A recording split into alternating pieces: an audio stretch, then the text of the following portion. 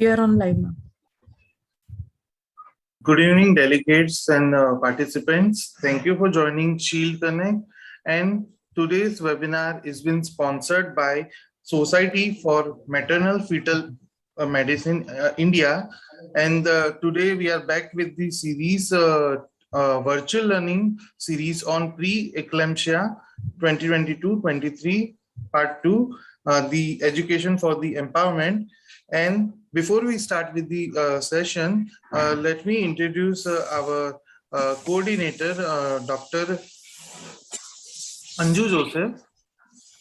So, ma'am is currently consultant and medical director of Trinity Healthcare Clinic in Electronic City, obstetrician and gynecologist, fetal medicine consultant in Kaveri Hospital, Ma Kaveri Unit in Electronic City, Bangalore, and visiting consultant in fetal medicine in Aspire Fertility Center, Motherhood Hospital, and Narayan Multi-Speciality Hospital.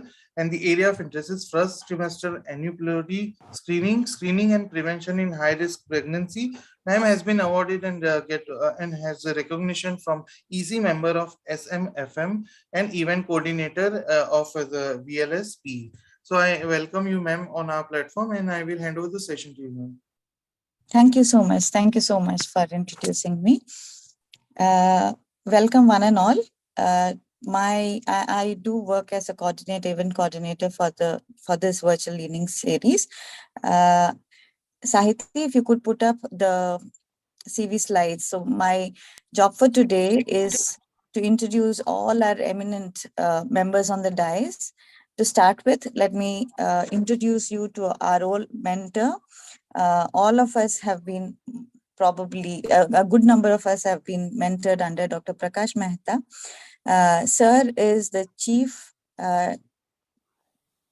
Division of Maternal Fetal Medicine, Head of Department of OBG from BMJ, Mahavir Jain Hospital, Bangalore. Sir is our President to the Society of Maternal Fetal Medicine, India. Sir is also the co-chair for the PENAI program, which you'll be hearing about in a while. His main area of interest, whatever he says maybe, is teaching. And second comes, I would say, as high-risk pregnancy. He's been awarded as a best teacher in multiple platforms, and he has received this Lifetime Achievement Award from the BSOG. Sir has not joined us yet. He is out of station in Vancouver. We're trying to connect to him. We hope he joins us in soon. In his absence, so welcome to you. Dr. Sarosh Rana has been our guiding light to know where to go to, how to go about with things, and has been of immense help to make us understand how to go about in a larger platform, and go internationally, spread the word, the importance of preeclampsia and things like that. Madam is presently the Section Chief, Maternal Fetal Medicine, and Professor of OBG in the University of Chicago, USA. Madam is the co-chair of the Global Health Committee at ISSP and international advisor for our own society, Society of Maternal Fetal Medicine, India. Ma'am's area's interest is preeclampsia research and the clinical application of angiogenic biomarkers in pregnancy and postpartum. She's been awarded MD Mentor Award for Sustained Excellence in Mentoring and Castle Connolly's Exceptional Women in Medicine Award in 2020 and Top Doctors Award also in 2020. Welcome, Madam.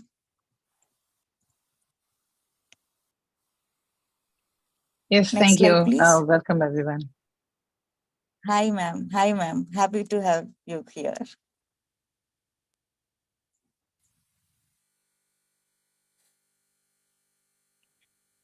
Next on the list of our faculty for today is Dr. Revati Rajan. Dr. Revati has done her fellowship in fetal maternal medicine, and I'm proud to have her as my senior. Currently, she is the Chief Consultant of Maternal Fetal Medicine and Managing Director of Mirror Health, which is in Bangalore. And she is also a visiting consultant at Millen, BMJ, TCH, and NMC Bangalore. She's a secretary for our society and the co-chair, Indian co-chair for PENI program. Her areas of interest is hypertensive disorders in pregnancy and with particular interest in preeclampsia and in utero programming. She has been awarded multiple awards from FOXY, especially with the UA FOXY Kamini Rao Orator Award and the All-Rounder 2016 Award and Certificate of Excellence in all categories of research and young scientist at the second Academic Brand Awards, New Delhi. And she has also been awarded as the Incredible Researcher of India in 2021. Welcome, Dr. Revati. Thank you so much, Chanu, for that warm introduction. Dr. Smita, she's done her fellowship in fetal maternal medicine and at present works as fetal maternal medicine consultant in Cloud9 Hospital, Bangalore. She's a founder treasurer of Society of Maternal Medicine, India. Her area of interest is high-risk pregnancy. I'm proud to have presented her today as a wonderful colleague and a great friend of mine. Welcome, Smita. Dr. Manisha Kumar, Madam is the Director and Professor, Department of OBG, Lady Hardinge Medical College, New Delhi, and she's in charge of the fetal medicine and the genetic lab there. The research projects that she has undertaken are risk stratification in preeclampsia by the use of biomarkers, placental profile markers for adverse pregnancy outcome, birth defects and stillbirth network, screening and diagnosis of genetic diseases and artificial intelligence application in hypertensive disorders of pregnancy. We welcome you, ma'am, and we hope we can hear a lot from you from the extensive areas of research that you've undertaken. Thank you. Thank you so much for inviting me here. Thank you, ma'am, for joining in. Next on dais is Dr. B. Nagaratnama. Madam is not a new face for us. Madam is known as Madam and also as our Shruti's mother. Madam is a professor and HOD of Department of OBG, Rajarajeshwari Medical College and Hospital, Bangalore. Ma'am is a chairperson of Female Breast Committee at Kasoga and the was a president of BSOG in 2019 and 2020. At present, she's an executive member of KSA and also has conducted several CMEs, workshops, conferences, and chaired many sessions and given guest lectures at the state, national, and international conferences. She's had various publications and chapters for FOXY and for BSOG.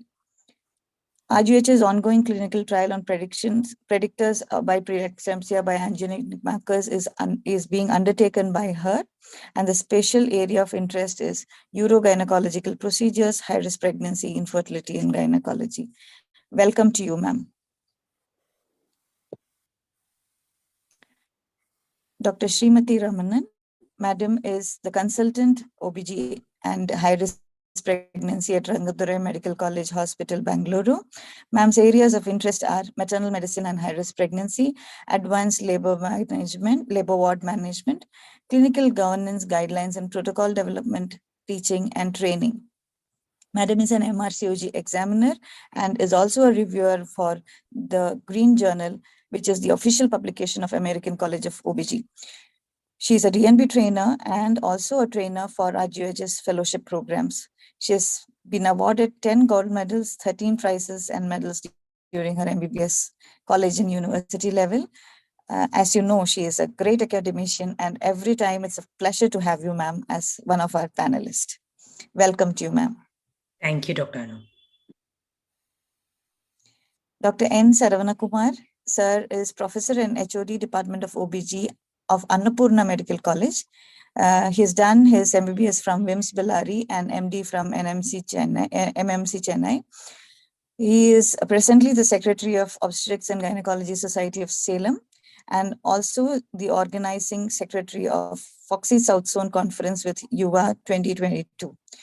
He also concurrently works as consultant in Malla Maternity Hospital and has initiated and trained young gynecologists to operate laparoscopy in Annapurna Medical College. His field of interest is high-risk obstetrics and gynecological endoscopy. Welcome to you, sir. Thank you, ma'am. our own Dr. Chaitra. Doctor is a fellow in maternal fetal medicine from Milan. Presently is working as consultant at FMF at Milan. She's gained her experience in high-risk obstetrics at Vani Vilas Hospital and has been keenly interested in medical disorders of pregnancy and critical care in obstetrics. At present, she is an EC member for SFMI. Welcome, Dr. Chaitra. Dr. Sunita, she is presently the medical director and senior consultant of maternal fetal medicine unit in Bangalore. Areas of high interest are high-risk ART pregnancy and management of recurrent pregnancy loss. She has been the executive committee member for BSOG, executive committee member for SFMI, and the chapter formulation coordinator for SFMI. Welcome, madam. Thank you, Dr. Anna. Hi, ma'am.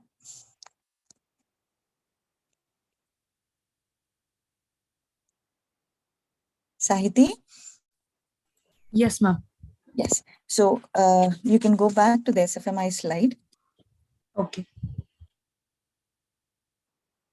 Sir has joined in. No, Anu, we're not able to reach out to him. Maybe there are some network issues. You could just welcome everyone on behalf of the society. This is something unprecedented for us that sir has not been out of reach. Every time that we've had an issue, we have had a question, we have had anything to discuss, we have had a program. So would be the first one who would be there joining in.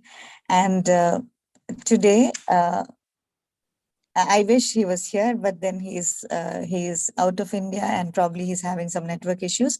On behalf of sir, I would like to extend my warm welcome to all the panelists, all the invited speakers, Dr. Sarosh Rana, Dr. Nagaratna, Dr. Manisha, Dr. Saravanan, Dr. Srimati, all the panelists, all panelists from SFMI, invited delegates, the delegates who have joined in from as far as Bangladesh, all the team from SHIELD, the team from SFMI, who in spite of being a Sunday is working with us to make this a smooth going process. All the delegates who have joined in as a member of the PENAI program, which is going on. I invite you all to this program. I hope we all learn together and we have a wonderful experience from today's academic talks. With that, I hand over the stage to Dr. Sarosh Rana for addressing the gathering today.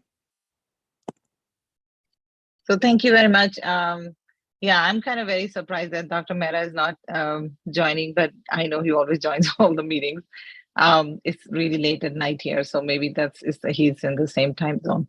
But regardless, so welcome everyone. It is my pleasure to be here, and I try to stay for as long as I can. I just obviously wanted to say what a great initiative you guys are doing to educate everybody, and I will for sure say that use of angiogenic biomarkers, I'm really hopeful that people will learn from this session, and definitely it's available in India to see how we can actually use this in clinical practice. And I know that Revati has been using it in several other people. So I think I'm really hoping it will be very fruitful discussion for all the cases that, you guys have prepared so diligently. So welcome everyone. I also wanted to say a couple of words about our PENAI project. So that's our flagship educational program. And I would highly recommend you spend a lot of time, Revati spent a lot of effort in creating those modules. It's very user-friendly. I would say it's highly educational. So I'm really hoping that people will really use more and more of it and join it. And then spread the education. I think it's obviously lots of people have put in a lot of effort in it. So I think personally, I feel we've been having these sessions and all we have is really positive feedback. So I will highly recommend that you should check out that project. And lastly, I would say that we are very happy and excited that the ISHIP, which is the International Society for the Study of Hypertension in Pregnancy meeting in 2023, is being held in Bangalore. So that is so exciting. And Dr. Rajan and Dr. Mehra, and they've been trying, they've been kind of taking the lead on that. So I'm super excited to just come there and meet everyone in person. I won't take too much of your time. I know Revati has a long agenda. So I'm here and I will try to stay awake. It's really late, but we will hopefully have really good sessions. So welcome everyone.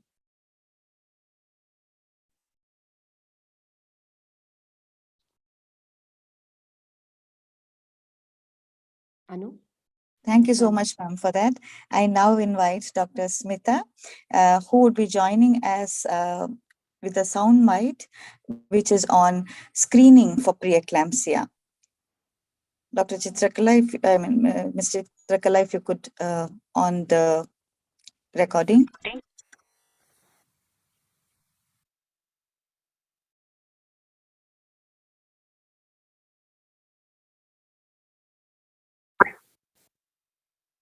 Good morning, everybody. This is Dr. Smita, and today I'll be discussing with you all about the screening for preeclampsia.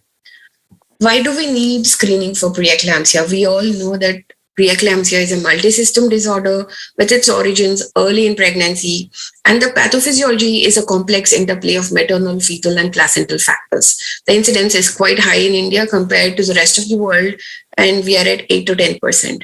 It is second most leading cause of maternal mortality worldwide. And what makes things worse is the atypical presentations, which cause clinical dilemma for diagnosis. Definition of preeclampsia has transitioned over the years, and the latest one being by the ISSHP 2021. Preeclampsia de novo, what is it? Preeclampsia de novo is gestational hypertension with one or more of the following new onset conditions at or about 20 weeks. So this is proteinuria, maternal end organ dysfunction, which can include neurological complications, pulmonary edema, hematological complications, acute kidney injury, liver involvement. And last but not the least are the uteroplacental dysfunctions, which can vary from an abruption to fetal growth restriction to abnormal Doppler indices, and lastly, intrauterine demise. Preeclampsia is superimposed on chronic hypertension. This occurs more commonly in women with chronic hypertension who develop new onset proteinuria along with other evidence of maternal end organ dysfunction and with or without uteroplacental dysfunction.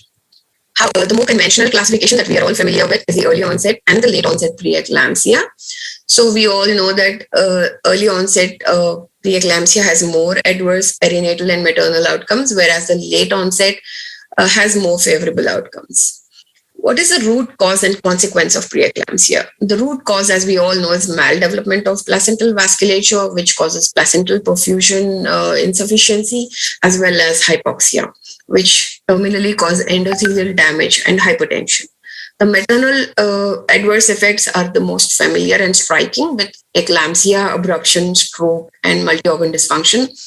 The perinatal adverse effects range from growth restriction, low birth weight, to stillbirth, intrauterine demise, as well as iatrogenic preterm births.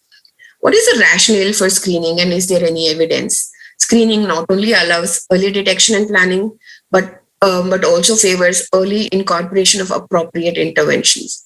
So as per the US Preventive Task Force, adequate evidence has been found in screening for preeclampsia, which is beneficial both to the mother and the newborn. So this is based on the results of MACPI and HEPATAT trials. What are the methods available for preeclampsia screening, as well as what is the basis of it? We all know that preeclampsia is heterogeneous in terms of causation and presentation. So this is reflected better with 2 or more biomarkers associated with pathophysiological process, along with patient characteristics, which forms the crux. So screening strategies include clinical history and maternal characteristics, which are the basis of any screening procedure, clubbed with uterine artery Dopplers, biomarkers, which include PAPA and PLGF. The others definitely include a lot more, like leptin, selectin, inhibin A, activin A, urinary albumin, or calcium. The genetic basis of preeclampsia has long been debated with a polygenic inheritance, and the meta-analysis has also shown the higher risk of preeclampsia with coagulation factor 5 gene in women. Coming to the FOXY-gestosis, ICOG, hypertensive disorders in pregnancy, good practice recommendations. Prediction of preeclampsia. Universal screening is recommended, but there's no single screening test. None of the tests proposed to screen the high-risk population can be recommended for the general population. So what is very important is the clinical assessment of risk factors, which is the basis of any screening procedure. So this needs to be done in the first trimester and can be easily done by any healthcare worker using the HDP gestosis score. What is the hypertensive disorder in pregnancy gestosis score? It's a very easy to use score wherein several criteria are given scores of 1, 2, and 3. And whenever the score is equal to or more than 3, the woman should be marked at risk for preeclampsia. These are the risk factors which are given a score of 1, which include age less than 19 years or more than 35, maternal anemia, BMI more than 30, primary gravida, short duration of sperm exposure, women born themselves as small for gestational age, family history of cardiovascular disease, polycystic ovarian disease, interpregnancy interval more than 7 years, conceived with ART, especially the IVF-HC conception, mean arterial pressures more than 85 millimeter of mercury, chronic vascular disease like dyslipidemia, excessive weight gain during pregnancy. So what scores are given for a score of 2 and above are maternal hypothyroidism, family history of preeclampsia, gestational diabetes, obesity with BMI of more than 35, multifetal pregnancies, hypertensive disease during previous pregnancy. The highest score of 3 is given for the following, which include gestational diabetes, chronic hypertension, mental disorders in women, inherited or acquired hemophilia, maternal chronic kidney disease, autoimmune diseases like SLE, applied rheumatoid arthritis, and pregnancy with assisted reproduction, especially with oocyte donors as well as surrogacy. What does the FIGO recommend for screening for preeclampsia? All pregnant women should be screened for preterm preeclampsia during early pregnancy by the first trimester combined test with maternal risk factors and biomarkers as a one-step procedure. Coming to the combined test for preeclampsia, combination of clinical factors and biomarkers, which include maternal risk factors, the MAP, PLGF, and uterine artery PI.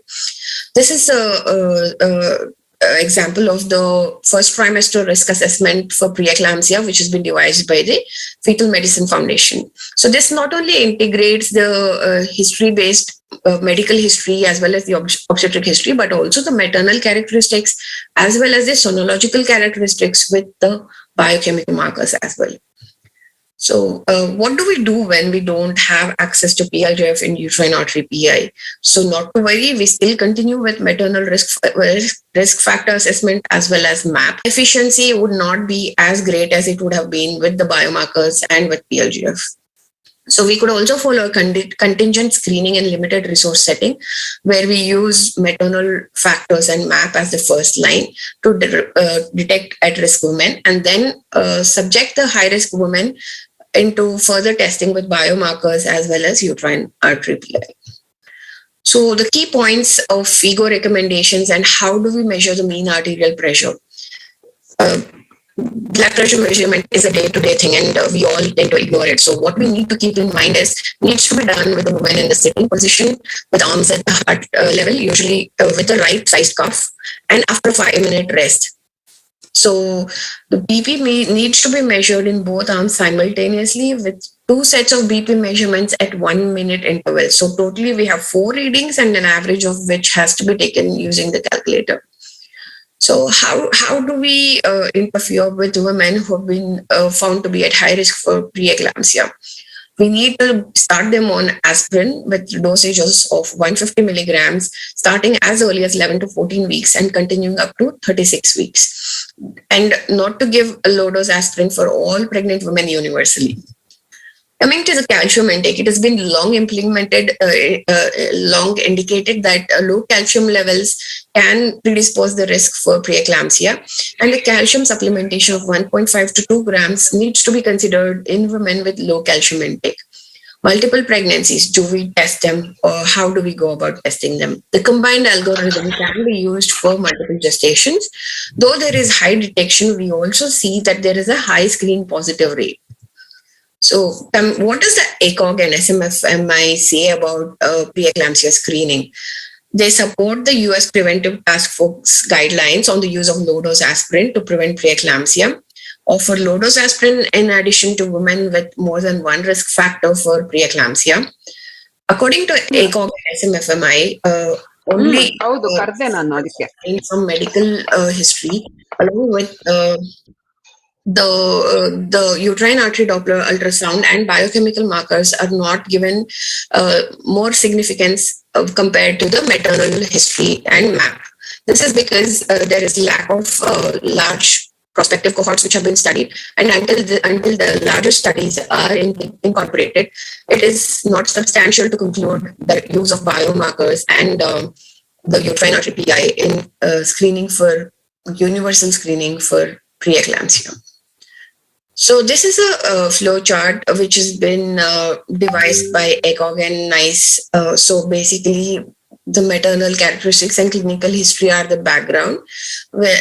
In addition, if any of the major factors are present, like hypertensive disease in previous pregnancy, chronic kidney disease, autoimmune disease, diabetes, chronic hypertension, multifetal gestation, the woman is deemed as screen positive, or with 2 or more moderate factors like first pregnancy below 19 years of age or more than 40 years, interpregnancy interval more than 5 years, BMI more than 35, family history of preeclampsia, IVF pregnancy, and primary paternity. Then also the woman is deemed as screen positive.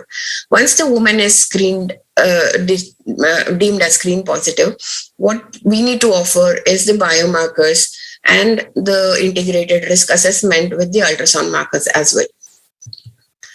So what needs to be done, like we discussed earlier, women need to be supplemented with high dose calcium of 1.5 to 2 grams per day, especially if their intake is low, less than 800 mg per day. And women also need to be treated with aspirin, not at 75 milligrams, but at 150 milligrams per day. This is again backed by the proof that platelet insensitivity to aspirin is seen in as high as 40% of the women, especially the ones with a higher BMI. So dose of 150 mg per day is justified as per the ASPER trial with ongoing monitoring and surveillance for preeclampsia. Again, we spoke in detail about the blood pressure measurement. So what we need to talk is about proteinuria. Proteinuria should be more than 30 milligram per millimole, and as well as the albumin creatinine ratio, which can be more than 0.3 grams per day, or a dipstick of 2+ or more.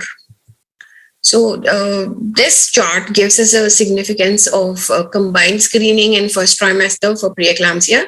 When you look at the MAP, uterine artery PI and PLGF, with a 5% false positive rate, there's a confidence interval of about 87%. The predictivity is much higher when compared to combined MAP, uterine artery, PAP, A, and PLGF, which is much more higher at 93. So this goes in favor of early diagnosis of preeclampsia and the effectivity of these biomarkers, as well as the sonological markers in early gestation. What are the preventive strategies? We all know primary prevention is not a feasible option, which is avoiding pregnancy in women at high risk for preeclampsia. Secondary prevention is definitely in target population who are at high risk by administering aspirin as well as calcium. Tertiary prevention again is prevention of complications with the use of MagSelf to prevent eclampsia. Coming to cost effectiveness of screening in preeclampsia. Are we being cost effective, or we are being unreasonable using biomarkers? There has been a lot of evidence that there are huge cost savings, especially not only by averting eclampsia, but also by reducing the morbidity on the neonate and the reduction of preterm delivery. Let's conclude it with these following key points. Preeclampsia is complex and heterogeneous in nature with varied presentations. Prediction of preeclampsia is again based on multiparametric approach. Maternal characteristics and clinical history are the mainstay in identifying women at high risk for preeclampsia. MAP and uterine artery PI for screening would be optimizing the performance. Screening for preeclampsia combining maternal characteristics, clinical history, and biomarkers along with MAP and Doppler mean PI are more effective, but they're limited by cost constraints in low-income groups. Hence, can be offered only to high-risk population at this point in time with appropriate counseling.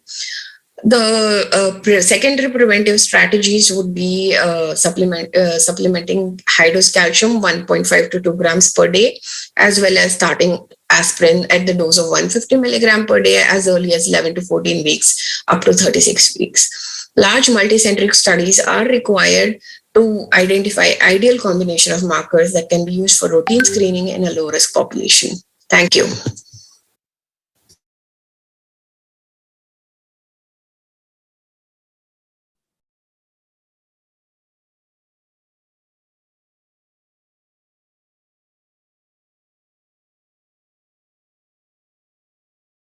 Okay, chalo, we'll start.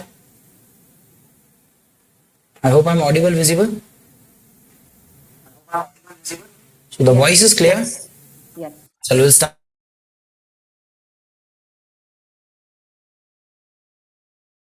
Dr. Anu to take over, please.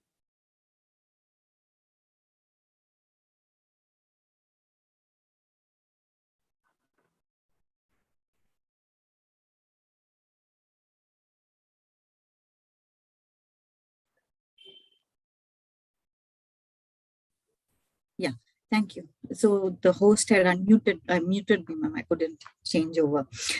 Thank you, Dr. Smita, for that elaborate presentation on and very, very lucid presentation on screening of preeclampsia and why it should be done and what are the pluses and minuses about it. Now we go on to the role of biomarkers in the prediction and prognostication of adverse maternal and perinatal outcome in preeclampsia as a panel discussion. I invite the moderator, Dr. Revati Rajan, and also all the panelists, Dr. Manisha Kumar, Dr. Srimati Rajan, Dr. Nagaratnama, and Dr. Sharvana Kumar onto the dais. Also, I would invite as the expert review by our event chair, Dr. Sarosh Rana. Thank you all. Please, let's start the panel discussion. Sure. Let me share my slides.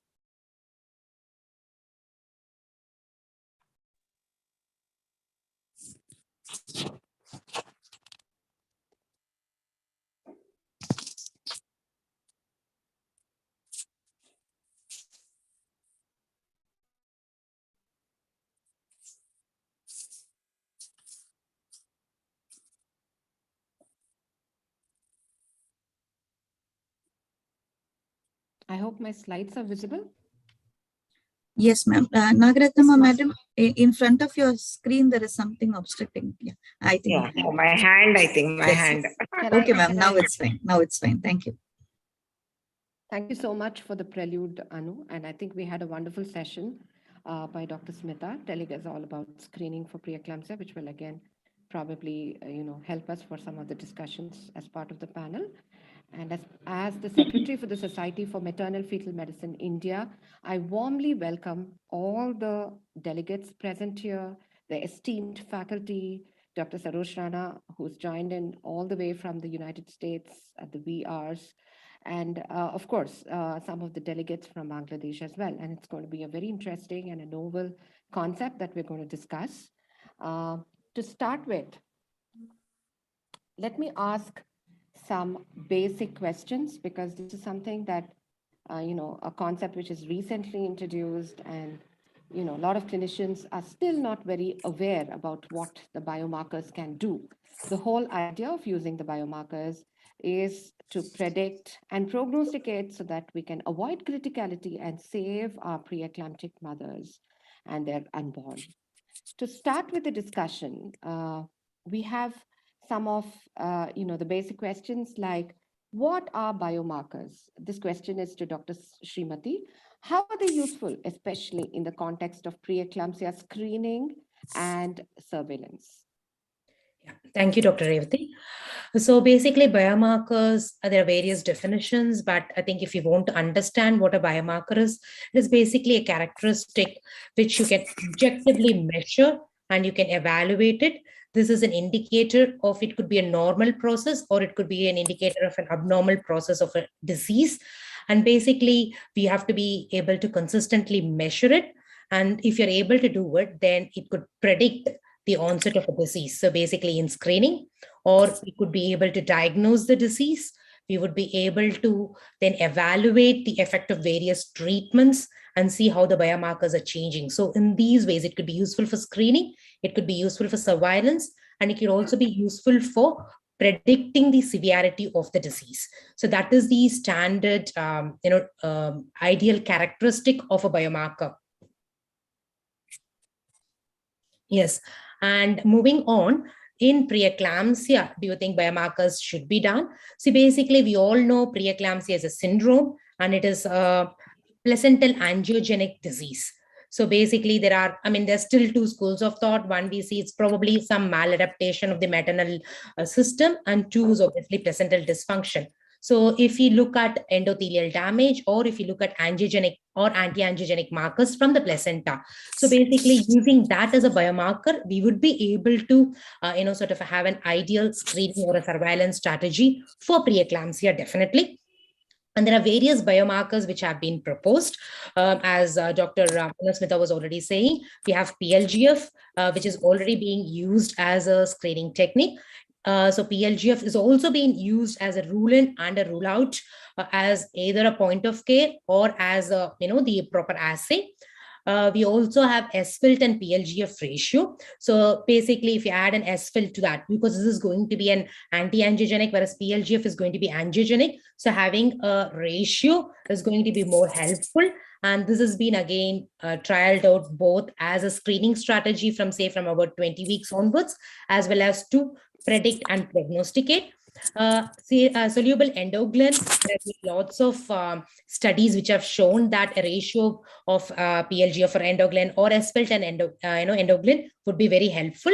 There has also been some studies on pro-BNF and SFILT, and this is obviously a maternal marker, which could again be very helpful in predicting and prognosticating the disease severity. So in this way, I would say, yes, definitely, we would be able to use it as a screening technique, as a surveillance, and definitely as a sort of a predictor, because generally these biomarkers, if you look at the stage theory of development of preeclampsia, they usually are sort of seen in the blood maybe at least 4 to 5 weeks before the onset. So we would be able to use it as a surveillance, and maybe in future also as a rule-in, because there is definite evidence for ruling out up to 99% negative predictive value. But if you're able to use it as a rule-in, still the positive predictive value is about 60%. But hopefully moving on, we will have a combination of biomarkers. We'll have a combination of biomarkers as well as clinical parameters, which would probably be more useful in future. I hope that answers the question. Thank you so much, Dr. Srimati. And I think Dr. Srimati has taken us through what is the rationale, what are biomarkers generally, and what is the rationale of using the biomarkers in probably predicting the root cause, which could probably, which is we probably assume it is endothelial dysfunction, which is worsened because of this angiogenic imbalance, which probably can be predicted with the markers like the PLGF or the ratio, the SBIT1 PLGF, the soluble form of the tyrosine kinase receptor. Just a little bit on the VEGF. VEGF is a homodynamic disulfide-linked glycoprotein. VEGF family has PLGF, A, B, C, and D, and A is nothing but the PLGF. And PLGF is the angiogenic factor, which is important for vasculogenesis. The SFIT1 is nothing but the soluble form of VEGFR1, and it lacks transmembrane and cytoplasmic domains, and it circulates freely and acts as a potent VEGF and PLGF antagonist. We are looking at those markers which have been used clinically, because I know there are multiple biomarkers which are available, but some of them which have been tested over a few decades have been the PLGF as well as the SBIT1 PLGF ratio. And recently, we also have the glycosylated fibronectin, which is coming in as a point of care test. And we have quite a few evidences, like for instance, we have this Dr. Leona Poon's article where she's actually given importance to screening, where and adding a biomarker can be really useful to identify those women at risk. in the first trimester of pregnancy. And of course, we have this wonderful article which says that yes, you can use SVIT1 and PLGF as an important predictor of placental dysfunction, and it can be probably detected several weeks before the onset of pregnancy complications. We are really fortunate to have one of the pioneer researchers in the world, Dr. Sarosh Rana, who is part of this whole discussion. And as an expert, I'm going to probably call her in the middle after we finish about 5 questions to probably ask her to tell her views about the biomarkers. I think with this brief introduction, we move on to the next important question. What are the clinical implications of preeclampsia? And I mean, we also would want you to tell us, why is preeclampsia so difficult to handle? What are the risk factors? How is preeclampsia different in our country compared to the rest of the world? Is there problems with respect to different kinds of factors, risk factors complicating this particular disease? What is the incidence like in our country? Why do we dread its occurrence so much? To answer this question, we have Dr. Nagratnamba, who is a professor and HOD of Rajarajeshwari Medical College, who's done a lot of work herself in the first trimester screening on preeclampsia. So, madam, in your experience, why do we dread preeclampsia so much?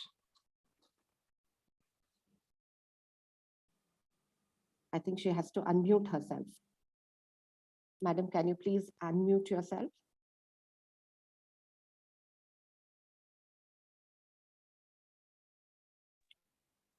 Yes. Can you hear? Yes, madam, we can hear. Yes, madam, we can hear. Yeah, because that even your voice was a little not that audible. Can you hear me now? So thank you, Revati and Prakash Mehta, for giving me an opportunity to be part of this webinar. So we know that preeclampsia complicates 5 to 8% of the pregnancies and is one of the leading cause of maternal mortality, as high as 12%. And there are various risk factors associated with the clinical implications of preeclampsia. So that would be couple-related is primary parity, paternity and pregnancy after donor insemination or donor embryo transfer, and dangerous male partner. And also there are maternal, which are maternal and pregnancy related complications like extremes of age, less than 19 years and more than 35 years, obesity and diabetes, multifetal pregnancy, previous history of preeclampsia, family history of preeclampsia, chronic hypertension, renal disease, and pre-existing thrombophilias, SLE, APLA, and also long intra-pregnancy interval of more than 7 to 10 years.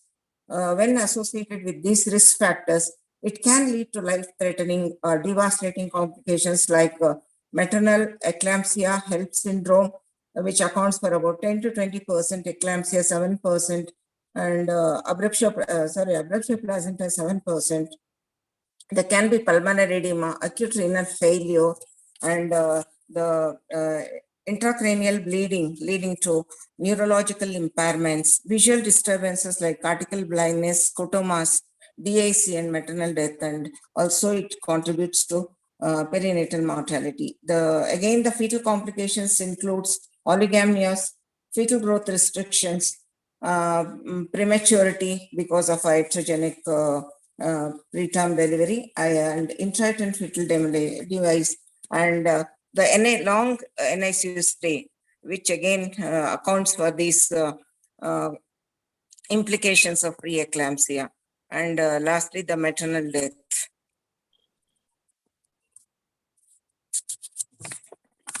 Revati, you would like to add on to it? Yes, ma'am. I think she has covered most of it. And we are also concerned about the atypical preeclampsia, Yeah, where the atypical, onset is less than 20 weeks or after 48 hours of delivery. Symptoms of preeclampsia without hypertension or proteinuria, which is not the typical form of the disease, which is again something that can catch the clinician unawares. And we are also worried about the early onset preeclampsia. We don't want to deliver these women much earlier, and the cost that would be incurred for the NICU stay would be huge, especially in our country. And late onset preeclampsia is also adding on to the disease burden. And delivery beyond 37 weeks. Are we supposed to be delivering all the hypertensive women at 37 weeks? Can we probably optimize the outcomes by probably, taking them up to 39 weeks safely is another question that we are really worried about. So definitely this article, which was actually published in 2009, says that the incidence of preeclampsia is estimated to be 7 times higher in developing country like ours. In fact, you have this uh, public health article, which says, from the Public Health Survey of India, which says that it could be as varied as 33% in Haryana to about 87.5% in Tripura, especially in the northeastern states, which is a very, very scary thing. And most of these cases may not have been properly reported. And most of us are scared because delivery is the only definitive treatment. We have to deliver them to probably, at the right time, not necessarily early, and so as to optimize the mother as well as the baby's outcomes. And low dose aspirin is recommended for prophylaxis in high risk women. It's something that we all concur. But yes, preeclampsia is definitely a deadly disease and some with serious implications across the country. So it is time that we empower ourselves to handle this disease in a better way so that we can optimize outcomes. So with this background, we move on to our next concern. What are the loopholes in the clinical definition? I'm talking only about the clinical definition and conventional methods of surveillance for preeclampsia, Dr. Saravana Kumar. And Yeah. this Yeah, good morning, is, everyone. Thank you. Thank you for inviting me. The thing is, as you told, there's a varied representation of preeclampsia in Tripura and other places. So why this happens is because there's no uniform definition and there's no proper, the conventional methods are always distracting us. So I see a patient who comes with just a pedal edema with branded as a preeclampsia, or I see a patient who comes from a PHC with a organ damage which has not been diagnosed earlier, and so they come where an intervention before could have helped the patient a lot. So that is why we need a uniform definition, because at some point of time the proteinuria, 2+ proteinuria was considered as severe preeclampsia, and then they changed, and then all these the low dose aspirin that was initially 18 milligram, now it has been 150 milligram. One thing is we have to update ourselves and then teach our postgraduate as well as other people who are in the nuances of treating a preeclampsia. Otherwise, we see patients with complications. That's very important. Thank you so much for that answer, Dr. Saravana Kumar. And he comes from Salem. The best part of this panel is we have panelists from across the country, from north, south, with an equal representation. So we have points of view from each one of them. Yes, the current diagnosis of preeclampsia with the existing clinical guidelines is a big challenge if you're looking at only high blood pressure and proteinuria and premonitory signs and symptoms. Uniformity of definition is something that we need to really think about, and that's the whole idea of getting the PENI course in, so that we have all the definitions and the understanding in place. And I'm glad that the recent ISHIP definition includes angiogenic imbalance. So you have this where the uteroplacental dysfunction could be either placental abruption, angiogenic imbalance, fetal growth restriction, abnormal uterine umbilical artery, Doppler waveform, etc. So including this angiogenic imbalance will give that window to the clinician to identify preeclampsia much before the clinical signs and symptoms can arise. So this could probably take us that extra mile from just relying on the clinical factors, and maybe this test could guide us a little better. And this is more so important in a discussion like this, where we're talking about the biomarkers. So, and we also have this ISHIP 2021 discussion where they have highlighted that an angiogenic imbalance is assessed by a reduced PLGF, which is less than the 5th centile for gestational age, or increase the split-1 PLGF ratio of more than 38 by the Roche assay, has been actively evaluated for its role in making an earlier diagnosis of preeclampsia, not necessarily based only on the clinical factors and the premonitory signs and symptoms, and based on the presence of uteroplacental dysfunction. So we have a guideline in place which endorses the biomarker, which is probably reassuring. Now, with this, we move on to the next question. This is to Dr. Manisha Kumar. She's participating all the way from Delhi. So, Dr. Manisha, could you please enumerate the role of biomarkers for screening in preeclampsia? And before she answers this question, let me tell you that she's done a lot of work and she's published her study based on the screening with the biomarkers from the Indian perspective. You could also probably highlight this during the course of our discussion, Dr. Manisha. Yes. Thank you so much for inviting me here, and it's so nice to be here. So basically, the role of biomarkers in preeclampsia, we have to remember that it's not only biomarkers. Before that comes the maternal factors and mean arterial pressure, and then the biomarkers. So all these three things together make the difference. Biomarkers boost the sensitivity and specificity to a lot of extent. So what are the biomarkers? The biomarkers are PAPE, PLGF, SFLT, PLGF ratio.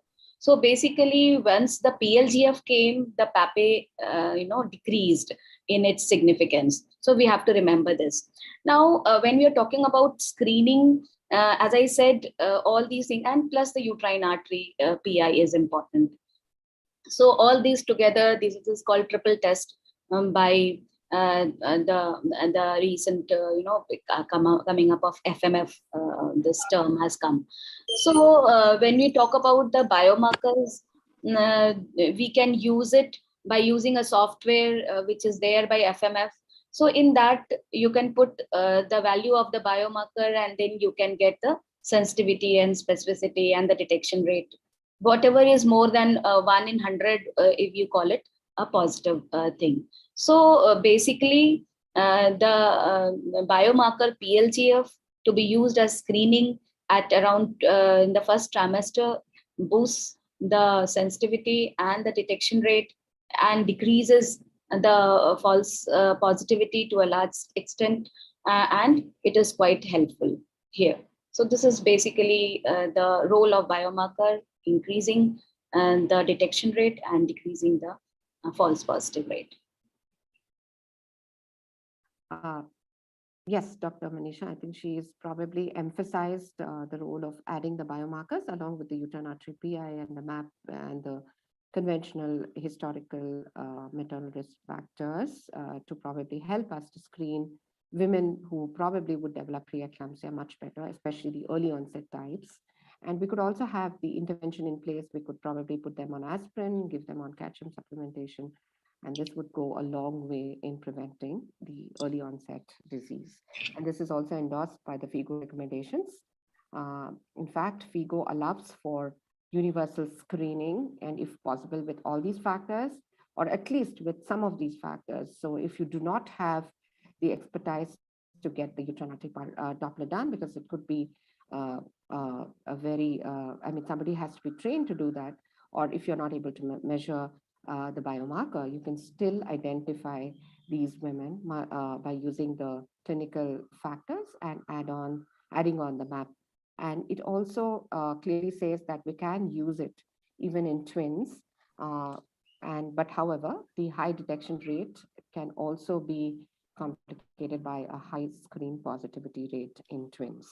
So the good thing about the fetal medicine foundation software is that if you don't have PLGF, you can use PAPE, whatever is being used in Down syndrome. So whatever you have, you can use that. You can use only maternal factors and MAP. You can use maternal factors, MAP, and uterine artery. If you don't have biomarkers, then also it will do. So of course, the sensitivity and specificity will vary, but it is useful in any situation. So that is good in the FMF software that you have shown.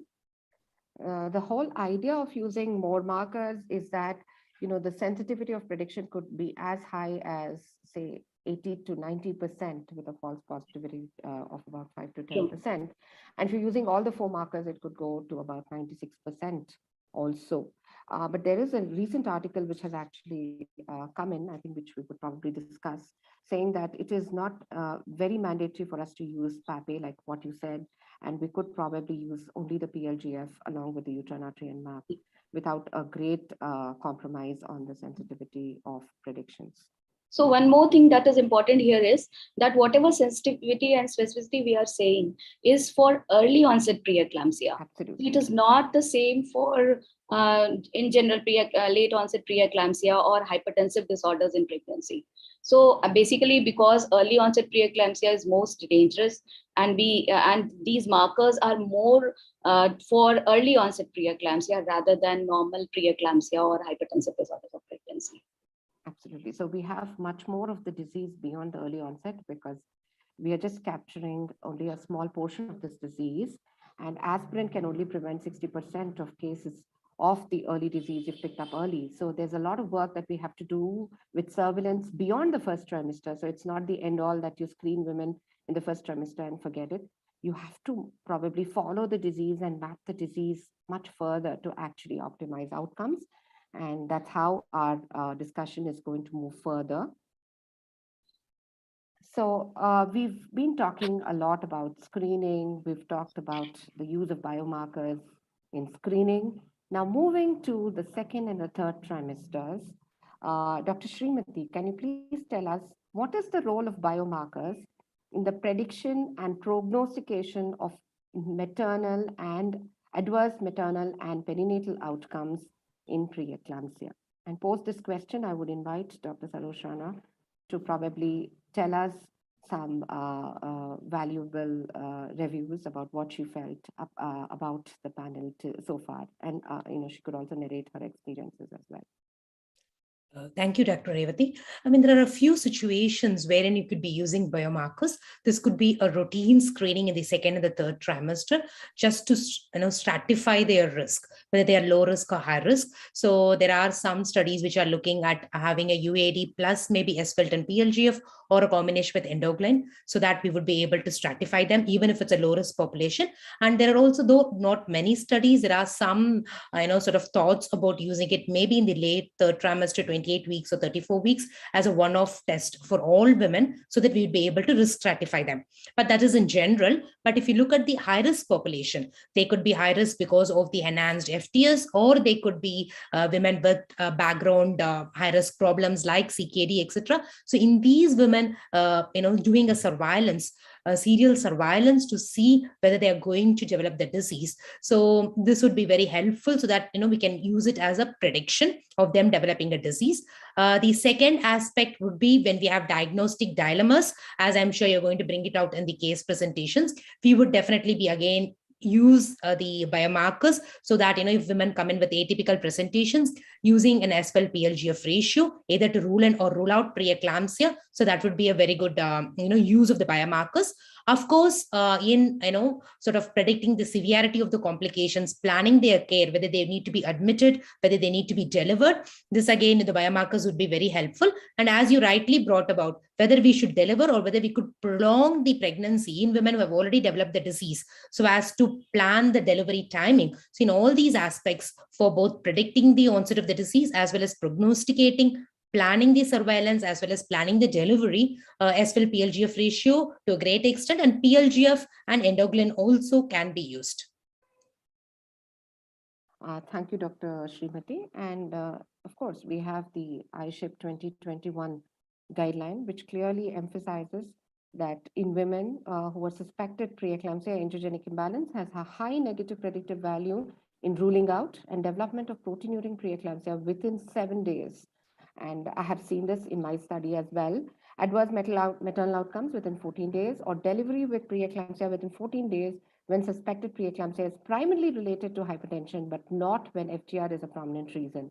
Use of androgenic markers to guide care may reduce adverse maternal outcomes, to a great extent, and you can, by making a timely diagnosis of preeclampsia by an average of about 2 days, you can identify women at increased risk of peripartum severe maternal morbidity, including postnatal hypertension, and be cost saving, especially this has been proven in several countries like in the UK. So similar findings are emerging from less resource settings like ours, like the robust study that we just published.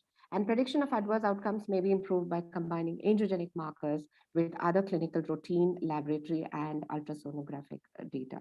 So with this, I would invite Dr. Sarosh Rana to give her review and take us forward from here. Thanks, Revati. So yeah, I would pretty much concur with what you guys have been discussing. I mean, we wrote these guidelines, and I think we were really careful in terms of kind of, especially when you're predicting something in the second and third trimester, I would say have like a timeline to it. So you can't like measure a biomarker at 22 weeks and try to predict something that's going to happen at 37 weeks. That's now, at least that's now not how the ratio works. I know PLGF is a little bit different because the levels of PLGF go down quite significantly even early in pregnancy, and they will just stay down. While soluble FLIT is, and that's why I kind of pretty much all the studies that we have done, we've always used the soluble FLIT PLGF ratio, because soluble FLIT is kind of goes up in maternal circulation like just before. So 2 weeks before, 4 weeks before an adverse outcome is happening. So if you measure a person's PLGF at like 24 weeks, she may not develop adverse outcomes for weeks and weeks to come. But I think soluble FLIT PLGF actually gives you a better idea of when the maternal adverse outcomes are going to happen. So these are obviously based on really robust studies. The first statement when it says development of proteinuria preeclampsia, that was based on the prognosis study where they predicted development of preeclampsia, and it was all preeclampsia within 7 days. And then they had a rule-in test for preeclampsia within 14 days. The next statement which says adverse maternal outcomes, and I think in the context of, and somebody earlier mentioned that we keep changing the definition. So I think in the context when the definitions of preeclampsia is changing, we can at least all come together as to what are the common adverse outcomes that are associated with preeclampsia and trying to predict that. Because ultimately, who cares about the diagnosis? You really care about, is the mother at risk for preterm delivery? Is she at risk for abruption? Is the baby at risk for IUFD? Is she at risk for developing HELLP syndrome, stroke, or eclampsia? So that is based on most of our studies where we looked at adverse maternal outcomes, again, happening within a week or within 2 weeks. And then obviously delivery related to preeclampsia. So there's a very high correlation between high soluble FLIT PLGF ratio and quick delivery versus patients who have a low soluble FLIT PLGF ratio. They actually can stay pregnant for a very long time. So one thing that I wanted to mention is, this was obviously the prognosis study, which was published in the New England Journal of Medicine by Stefan and his group.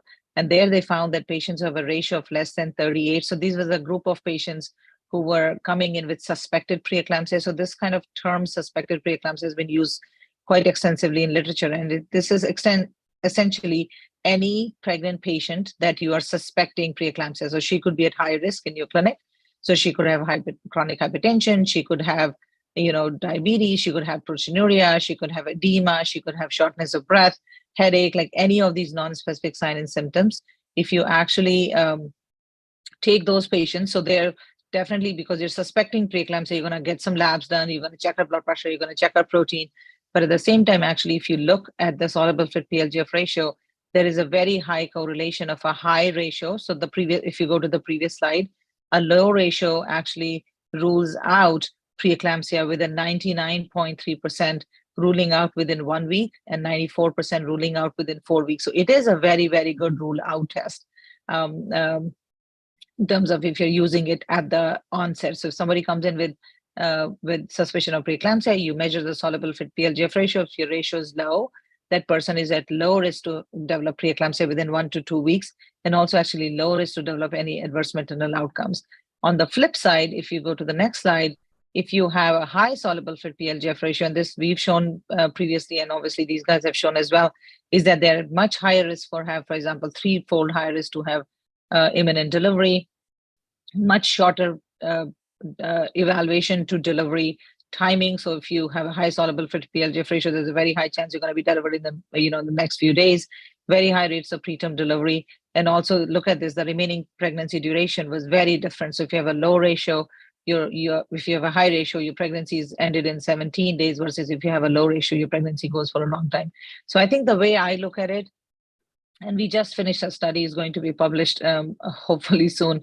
It's a multi-site US study that we just finished. We actually took patients So previously we were looking at patients who were in triage, for example. So this is, this is one of the papers that we wrote is we're looking at patients who were coming to a specific clinic or coming to a specific place to be evaluated for preeclampsia. And there we looked at patients who were at risk to develop severe preeclampsia, for example, in this study.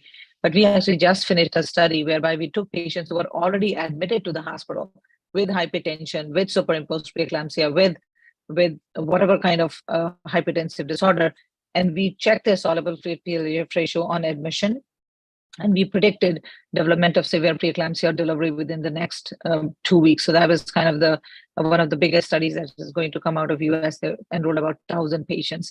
The other personal utility I feel is, especially in the context of triage, is what is the utility of biomarkers on top of an existing diagnosis. So somebody may ask the question, somebody comes in, she already has hypertension, she already has proteinuria. Do the biomarkers actually add any additive value? And the answer is yes. That paper we just submitted to AJOG is going to come out. There's a massive improvement in your prediction of severe pre-E, prediction of adverse outcomes if you add biomarkers to your existing whatever criteria you're using. So if you're using blood pressure, protein labs, and you add biomarkers, in all the scenarios that we ran the analysis, the biomarkers added value for prediction of adverse outcomes in these patients. So definitely, I think, you guys are lucky you have access to the markers. I would say use it as a negative test. If you're evaluating preeclampsia, use it as a positive test. The only caveat I would have is that, and I think Revati was going to the next opinion paper we just wrote with as to how to use, and I would highly recommend, I hope people have access to this. So this, these are the ESC guidelines. This is actually a paper that we just wrote, and I can put that in the chat, Revati, about how to use the biomarkers in different scenarios. So one thing we kind of really are staying back is to deliver patients entirely on the biomarkers. So we should not do that, right? So we should measure the biomarkers, and if it's high, you can admit the patient, you can give her steroids, you can talk to her and tell her she's at high risk, depending on how high the biomarker is.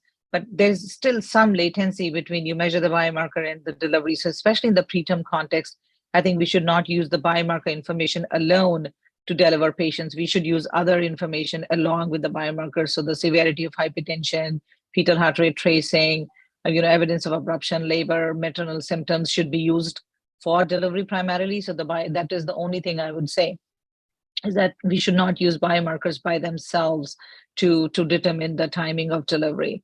Even if we know that the patient is at high risk, so obviously we treat her, give her magnesium, whatever you need to do. That would be my only kind of caveat. Somebody earlier said that we could, decide the timing of delivery. I would not decide the timing of delivery just based on biomarkers. You obviously use the other clinical criteria that we use to decide delivery.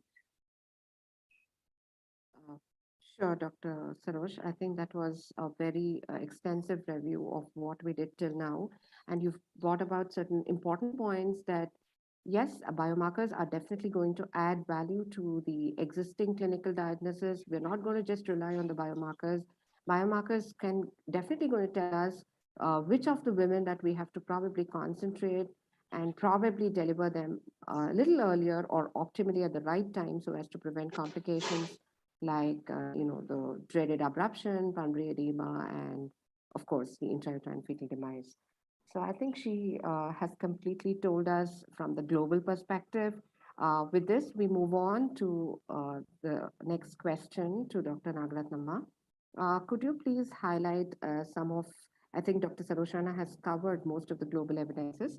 Could you please tell us from your practice, because I know that you're doing a study in the first trimester for screening.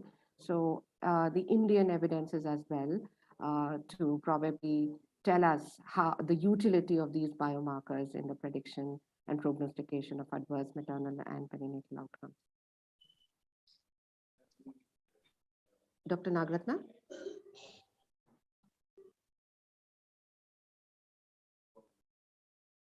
Is Dr. Nagaratna? Yes, ma'am. Yes, ma'am. Can you please tell us a few evidences?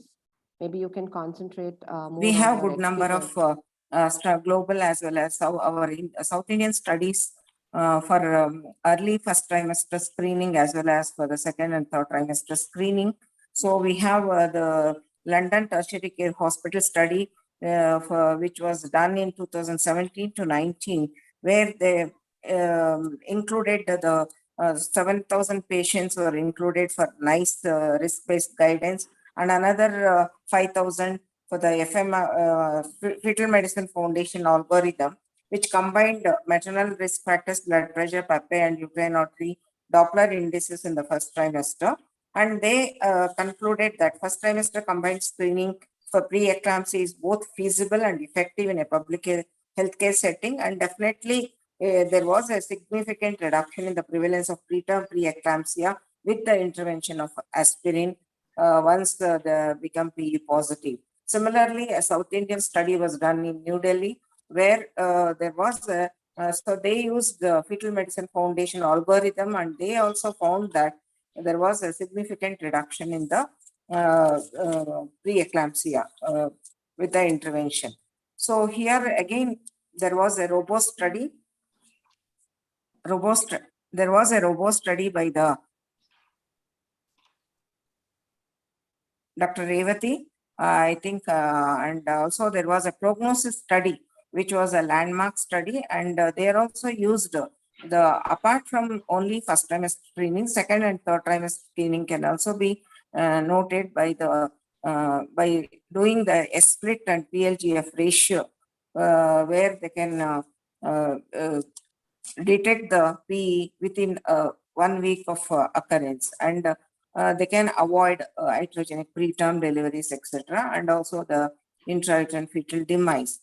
So similar study was done in our India by Dr. Revati and her team, and I think she is going to explain to you regarding that. She'll be a better person to explain.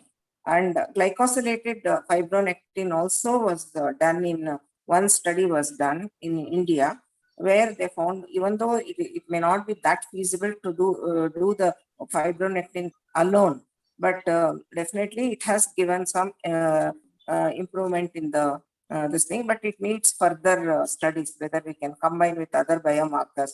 I think Revati, can you highlight on your study? Yes, madam. Thank you so much for taking us from the first trimester onwards. You have highlighted that there have been studies in India where we've actually used the combined test for first trimester screening, and we've actually found some good benefit. And as far as the robust study goes, we did this study and we published it in the late part of 2020 or early part of 2021. And what we were trying to do, Dr. Saroshana mentored this, and what we were trying to do is find out how many women who were hypertensive were probably going to develop the severe form of preeclampsia and probably have adverse outcomes. Because of the constraint of time, I don't think I'll be able to tell you the the whole study completely. The study was the real life outpatient biomarker use. So we were using this in clinics and not necessarily in tertiary care hospitals. And we were trying to manage hypertensive pregnancies in the third trimester in low resource setting, that is in a clinic which does not really have an ICU or an ICU facility, and try to monitor these patients. And the best part of this study was we did serial surveillance. So we looked at these women from 28 weeks onwards, all singleton hypertensive pregnancies who agreed to participate in the study. Every 2 weeks, we measured the S/1 PLGF ratio. And we classified them as low risk, intermediate risk, and high risk. This is very, very important. So anybody who was less than 33 was considered to be low risk. Anybody between 33 and 85 was considered to be intermediate risk, and above 85 was considered to be high risk. This was less than 34 weeks, and beyond 34 weeks, we used a cutoff of 110. So we kept all that in mind, that we were, we were looking at the ratio, we were looking at different cutoffs depending on the gestational ages, which would probably help us with better sensitivity and specificity of prediction. So basically, this graph will tell you about all those women. So every woman had more than one test, and suppose somebody turned intermediate positive. If somebody was negative, we repeated the test every 2 weeks. But if somebody was intermediate positive, that is between 33 and 85 or 33 and 110, we did the test after a week. And suppose somebody turned positive, we stopped doing the test. So anybody who turned positive, we're looking at about 103 encounters of women who had the test and were considered to be screen negative, 100% of these women did not develop severe or preeclampsia with severe features in the next 1 week, and that was very reassuring. We had all kinds of people. We had women who had history of previous IUFDs. We had women who were elderly, ART conceptions, chronic kidney disease, autoimmune background. So all of them had reached 28 weeks, and when we did this test, and we found that they were less than 33. Uh, in fact, we could probably send them home and continue our regular surveillance. And we also found that somebody who was the intermediate positive category, that was between 33 and 85, 86, if they were negative, 86% of the times they were not going to develop preeclampsia with severe features. And somebody who was more than 85, 60% of these individuals were going to develop preeclampsia with severe features. So the best part, the clinician, was we knew whom to admit, not admit those women who were not going to get sick, send them home. It was a lot of economic benefit and a lot of emotional benefit also, and only admitted those women who would probably develop adverse outcomes. And we averted the outcomes because we were prepared, because we had admitted them in a tertiary care hospital. We had the neonatologist, we had the blood bank, we had the ICU. We were well prepared that this woman was probably going to develop a complication. And that is definitely a very, very important point that I would want to stress. And we should probably do bigger studies in our country to make this a part of our care of how we are trying to probably stratify these women to make more meaning to our standard clinical practice. Of course, the And PLGR Revati, test. here I would Yes. like to. Yes, madam. Please Yeah. go ahead. Yes, No, I madam. would Please go like to ahead. tell about my studies. I'm doing the syngeneic factors in the first trimester screening by the FIGO recommended FIGO-based risk-based guidance, and I have come to the end of the study. It is a clinical trial of RGHS, and it's been quite a promising study. So I'll be publishing shortly about that study, and I have found a good outcome with the aspirin intervention and other monitoring the for fetal growth restriction, other things, and timely delivery. So really the outcome is quite good. I think first trimester screening, we can combine the preeclampsia screening. It's really a good tool and a good biomarker. Yes, madam. So even if you're looking at this study, which they did on the South Asian population, they found that the incidence of preeclampsia and preterm PE were as much as 3.1% and 1.34%. And PAPI and PLGF mom distribution medians were 0.36 and 0.87 mom, and significantly deviated from one mom. And what they actually found was, the unadjusted DR using more than 1 in 100 threshold was 76%. So estimated DRs for a fixed 10% false positive rate range from 52.5% to 80%, depending on the biomarker combination after recentering moms and adjusting for aspirin use.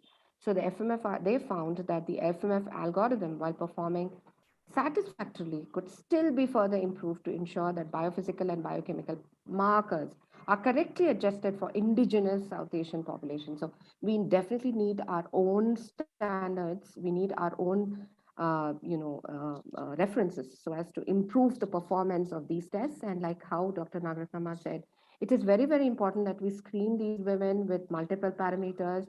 We take their history, we look at the ultranative Doppler, we put their biomarkers, look at the map, and then finally not leave them at that level, because please understand these are only going to pick up early onset preeclampsia, and aspirin is only going to prevent 60% of the cases.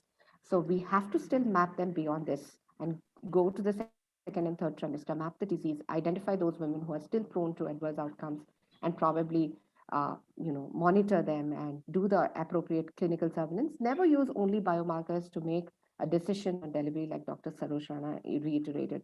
So with all these points in mind, we can definitely optimize outcomes of our preeclamptic women.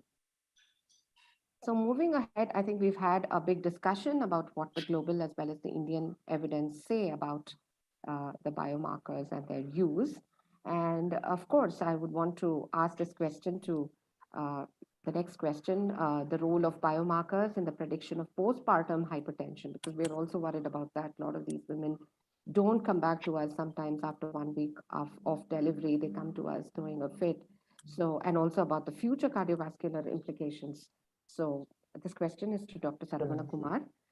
Can you please? Yeah, this is a very important question because as you told, people come to us with fits in after delivery. That's because we have not stratified them as to whether they are prone for complications. So if we have a biomarker to predict their complication rate or their end organ damage, then probably we'll be able to predict those people and ask them to stay in the hospital, or we can stratify them to go back to their homes if nothing is found to be abnormal. And we are seeing that there is 29% of the women who had hypertension 1 year after preeclampsia. This is an important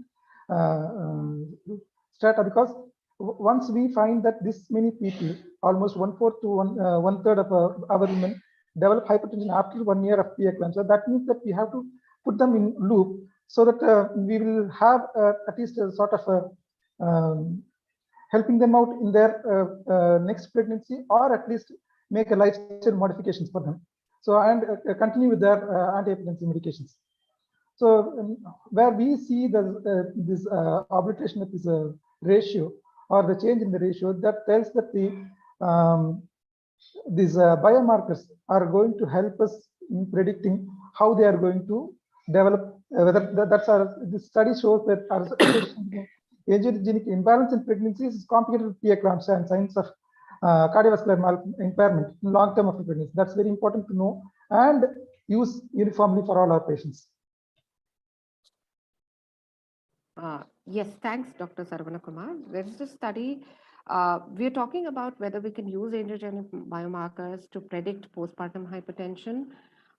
What is actually known as women with previous preeclampsia, this is a study where they evaluated these women 1 year postpartum. Angiogenic markers were not associated with hypertension 1 year after preeclampsia. However, women with postpartum hypertension had displayed lower PLGF values during their pregnancy. So this is something that we should probably keep in mind. Suppose you're looking at those women and you have measured their biomarkers. Definitely women with a low PLGF value are more prone to postpartum hypertension. This is something that we need to keep in mind. And of course, this could also, these markers, when they are high, could also indicate that these women can have cardiovascular implications beyond delivery. So we've seen that there's a study which was actually published in Hypertension, and this is the American Heart Association study. And what was actually told was a low level of PLGF was associated with high blood pressures, low HDLs, increased global longitudinal strain in the heart, and definitely there is an increased carotid intimal thickness. And a high level of SWITch1 probably was associated with low HDL, a low level of apolipoprotein A1, so a lot of lipid disturbances, and of course, an increased left ventricular posterior wall thickness and increased carotid intimal wall thickness. So this tells us that these women are probably going to have the high level of these ratios because they already have a pre-existing problem, which is the endothelial dysfunction. And so we must probably catch these women and risk modulate them for life. So that is what is very, very important. And of course, these biomarkers, when positive, can indicate the possibility of postpartum hypertension immediately after delivery and also future cardiovascular risk. Dr. Sarosh Rana has done a lot of work in this field. Maybe at the end of this session, I would ask her to say a few points in this regard as well. Moving on, Dr. Sarosh Rana, do you want to add something on this? Okay. No, the one thing I would say is that I think what it is that a soluble FLT PLGF ratio in pregnancy is just reflective of definitely soluble FLT is cardiotoxic. It's just like an endothelial, it causes significant endothelial dysfunction throughout the maternal circulation. I think it's a beautiful index of how bad your disease is. So rather than, previously, if you look at epidemiological studies, women who have term preeclampsia have a lower prevalence of CVD, for example. Obviously, they have a higher prevalence of CVD than cardiovascular disease than women who had no preeclampsia. But if you look at women who have early onset preeclampsia or multiple preeclampsia, they have a much higher prevalence of cardiovascular disease. So I think these markers are reflective of how significantly abnormal your angiogenic profile is during pregnancy, and that amount of anti-angiogenic environment during preeclampsia, for example, for weeks and months, definitely causes cardiovascular damage. Even at the time we published and we looked at the global longitudinal strain with a maternal echo at the time of preeclampsia, and they definitely correlate with soluble fluid values. Now, what doesn't correlate, some of this is like your previous slide, is so if you were to measure soluble fluid and PLGF in patients at the time, like 1 year postpartum, there's actually no correlation between the prevalence of hypertension and their angiogenic profile 1 year postpartum. So clearly there are, what I believe, and there are lots of theories around it, is that it initiates the cardiovascular dysfunction. And then there are other proteins, cardiotoxic proteins that are also present in preeclampsia that perhaps perpetuate the cardiovascular dysfunction that is seen in these women throughout their life. So definitely there is, and also you have to remember that soluble fluid is essentially, and PLGF are in very high concentration during pregnancy because they're placental proteins. So they're not usually in such high concentrations in otherwise non-pregnant people. So yeah, so this is saying that you have an anti-angiogenic environment during pregnancy, which correlates with low PLGF, high soluble fluid, which will then correlate with long-term cardiovascular disease. So yeah, so this is good. Yes. Thank you so much, Dr. Sarosh. And moving ahead, let me ask this question to Dr. Manisha. We've been discussing about how we can probably improve the detection of these women who are probably going to have adverse outcomes because of preeclampsia. And we're talking about biomarkers. So could you please describe the cost benefit which is accrued by surveillance with the biomarkers, Dr. Manisha? Is it worthwhile to add the biomarkers, and will this add value to our women in terms of the cost benefits? Yeah. So we have to remember that the most important thing about the biomarker PLGF and SFLT is that it increases the negative predictive value. The negative predictive value is something that is the most important thing. So it will rule out like disease in many, and you need not follow them throughout the pregnancy. So if you see this nice evaluation study, you find that when you are using the novel approach, the true negatives increase and the false positives decrease. If I just give you a small example, like if you are taking the 1,000 women who have come as high risk because of their maternal factors, and you're following all of them up, so how much the cost it would increase of monitoring, of admitting them, and now if you are delivering them, then the prematurity, so all these costs would increase. And then at the end, what you will get is you will find only 3 patient who would come as positive, and rest 4, or like if you take it as 1 or 2, 3%, then rest 30-40% you would not diagnose at all. But if you are taking the biomarkers with sensitivity of 90%, 10 out of 9 women you are detecting, and at the same time you are following only 100 women, because the specificity is 90%. So the false positive is just 10%. So out of 1,000 women, you have selected 100 women or 110 women, you're following them. And out of them, only 9 of them would come as positive, and only 1 you would not detect. So this is the power of using biomarker, that you have to, follow less women, and that would improve the cost. And at the same time, your sensitivity would be very high. Thank you so much, Dr. Manisha. I think you made a lot of sense. Like we, considering that our resources are not so much that we can probably look at every woman. At the same time, we don't want to be underdoing, in those women who are really going to get sick. And it is more pertinent in our setup rather than. Absolutely. So we're looking at only those women who could mostly develop adverse outcomes due to preeclampsia, and probably not going to admit those women who are not going to probably have severe features. So, and this is also a very objective way of telling these women, because I've had a lot of illiterate women who really not understood, they don't know what the biomarkers are, but it takes a lot of counseling. You need to sit with them and tell them that this is the number and this number went up. So that is the reason we are a little worried, because they're not going to understand what preeclampsia is. So definitely what the biomarkers can do to us is it can increase the true negatives and reduce the false positives. And this can do a lot of benefit, in terms of utilizing the resources for the right set of people. And this has been demonstrated in many countries in the Europe. And I think Dr. Rana has also done a couple of studies. She's done, I think, she's researched on literally every little bit about the biomarkers. You name it, and she's researched about it. So we have the references in hand. Uh, so with this, I think we have a fair enough idea of what these biomarkers are, how probably this can act as a novel addition to the conventional clinical armamentarium, and how it can probably do good both to the patient and to the clinician and as a country as a whole. Now we're probably going to understand these, through the cases. How are we going to probably identify women who are at risk using the biomarkers? And these cases, especially the second, third, and fourth, are from my robust study, the recruits of my study. I think one was not. There are two cases as part of the robust study, and one was atypical preeclampsia.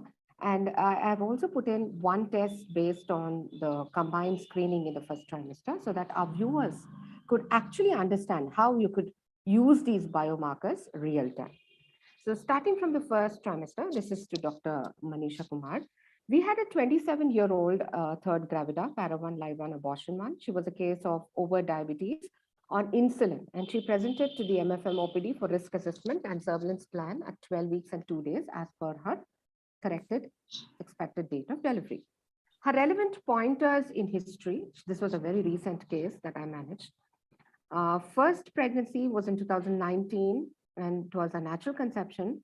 She had history of threatened preterm labor at around 28 weeks of gestation. She was diagnosed gestational diabetes at that point of time, and she was started on insulin, along with diet in view of recurrent ascending infections, which probably led to the threatened preterm labor.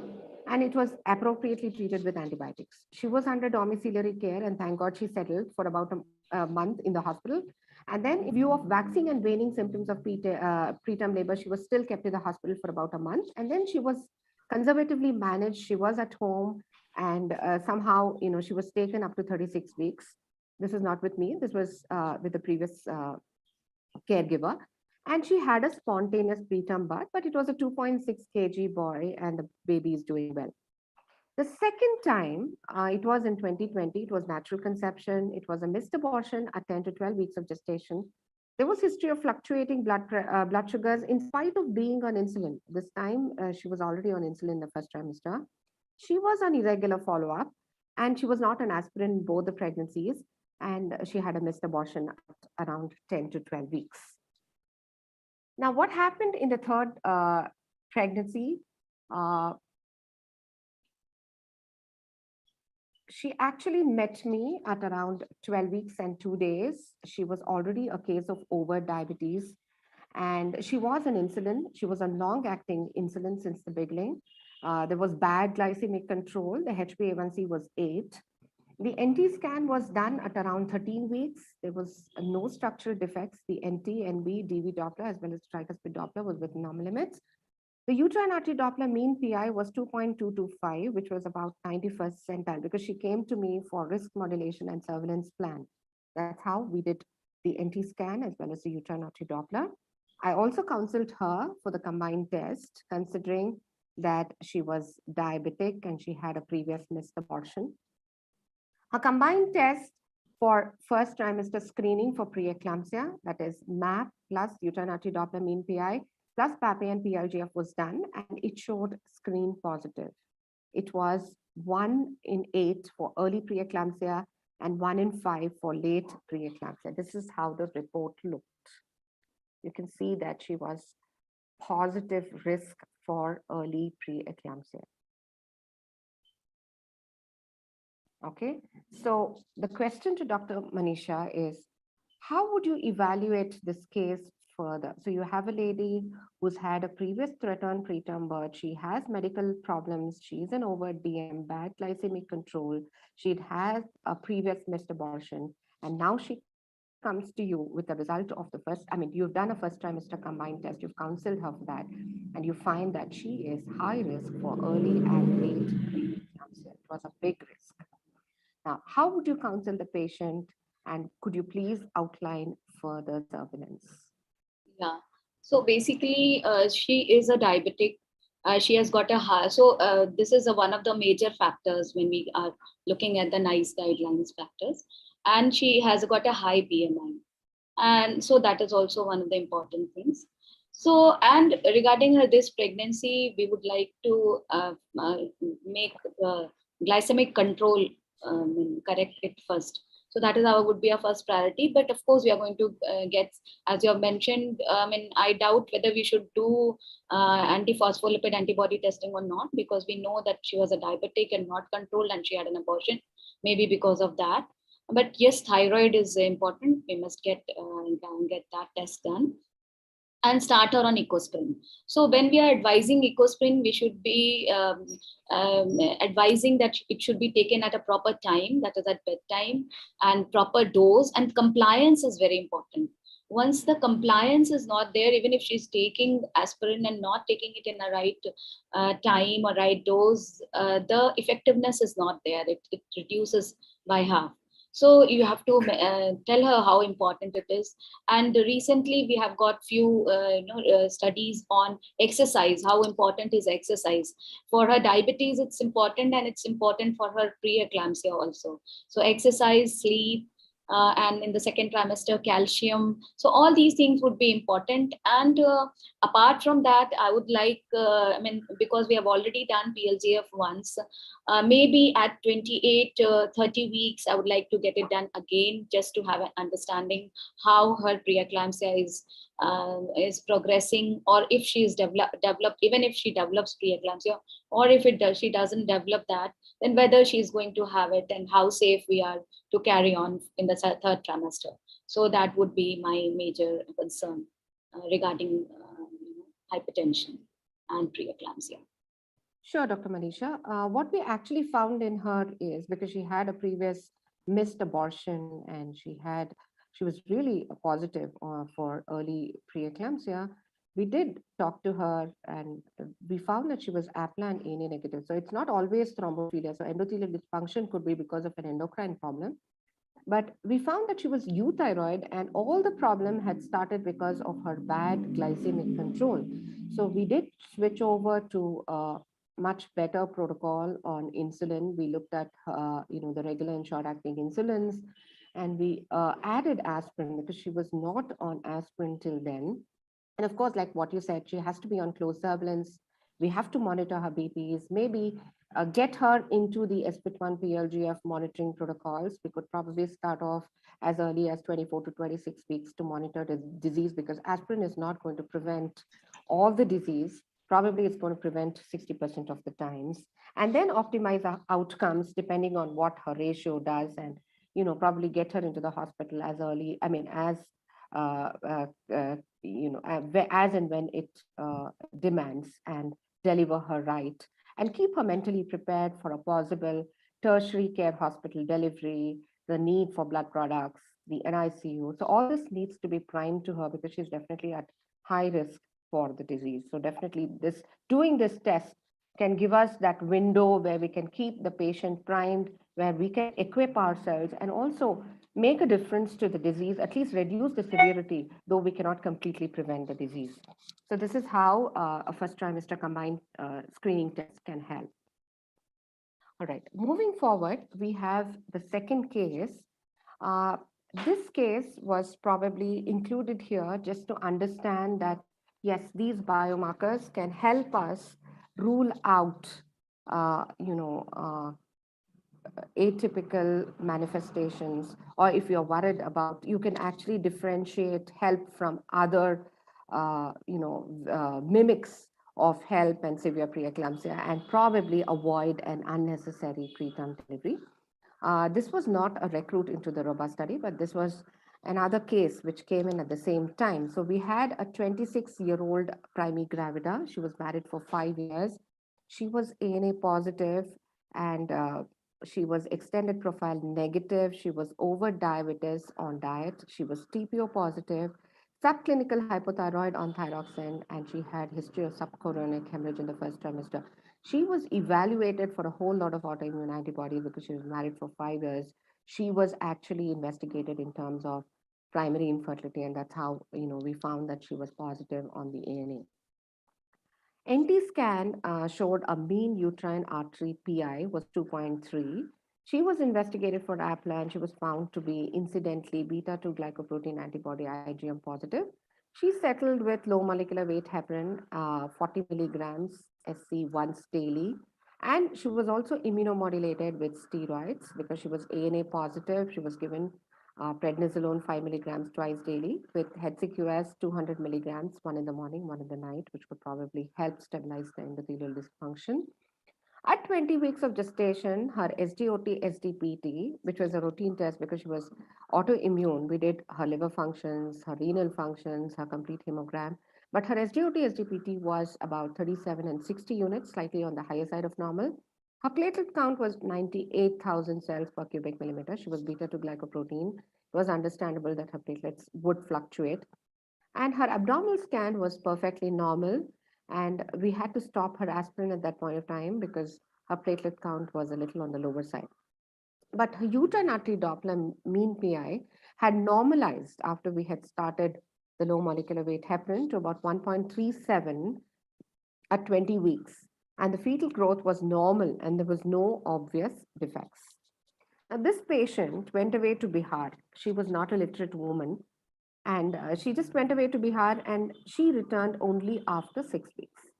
So we did the scan for fetal growth, well-being, and extended defects when she came back, and it was normal. But when we did the SDOT, SDPT, because we knew that they were already on the higher side of normal, it was soaring high. It was something like 200 and 497 units per liter. The alkaline phosphatase was 269 units per liter. Rest of the LFT was normal. She was normotensive. The PT INR was within normal limits. HIV, HPSAJ, HCV, hepatitis A was done and it was normal limit. The PET profile was also within normal limits, except for that platelet count, which used to keep somewhere between 90,000 and 1 lakh. She was started on tablet ursodeoxycholic acid, 300 milligrams TID, with the benefit of doubt that she would have probably developed intrahepatic cholestasis. Parallelly, we actually did the autoimmune hepatitis profile, and she was positive for anti-Smith. So we knew that her liver functions had probably deranged in the second trimester, which could probably be attributed to her autoimmune problem. But then we did not have time to think, so we had to start UDCA just prior to doing this test. Then we continued monitoring her, and prophylactic steroids, betamethasone was given for fetal lung maturity at 28 weeks, anticipating that she might worsen anytime. And there was also an element of growth restriction which started at that point of time, though she was normotensive.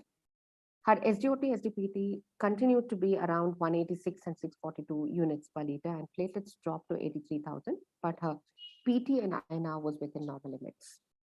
At that point of time, I had to really counsel her because she was really worried because she had taken opinions from a lot of other clinicians who said that because she was going into very high levels of liver enzymes, her platelets were dipping down, probably there was an overlapping help. She'd reached 28 weeks, there was growth restriction. So steroids had been given, so enough is enough, and we would probably deliver you.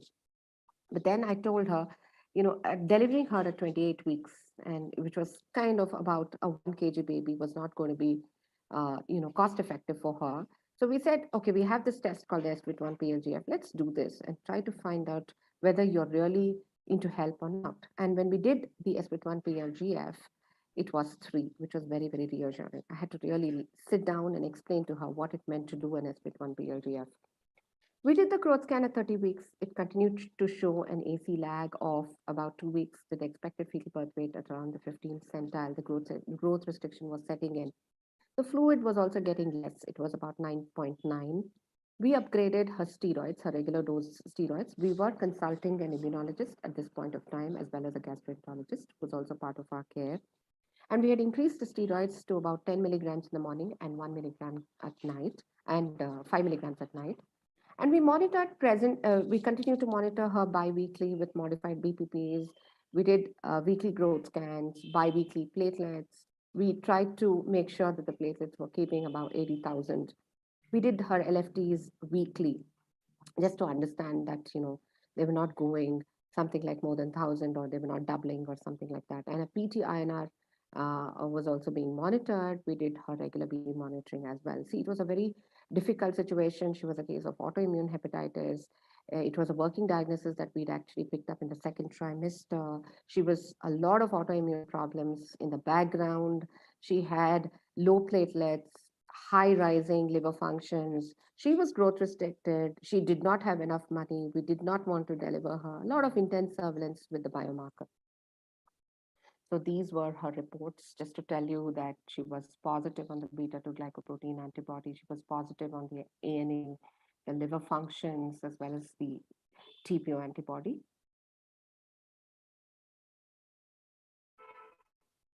And this is how the tris kept normal. And at one point of time, when she reached close to about 35 weeks, the liver enzymes went really high, haywire, and we did not have too many literature reports to tell us how safe it was for us to carry beyond 34 weeks with rising liver enzymes.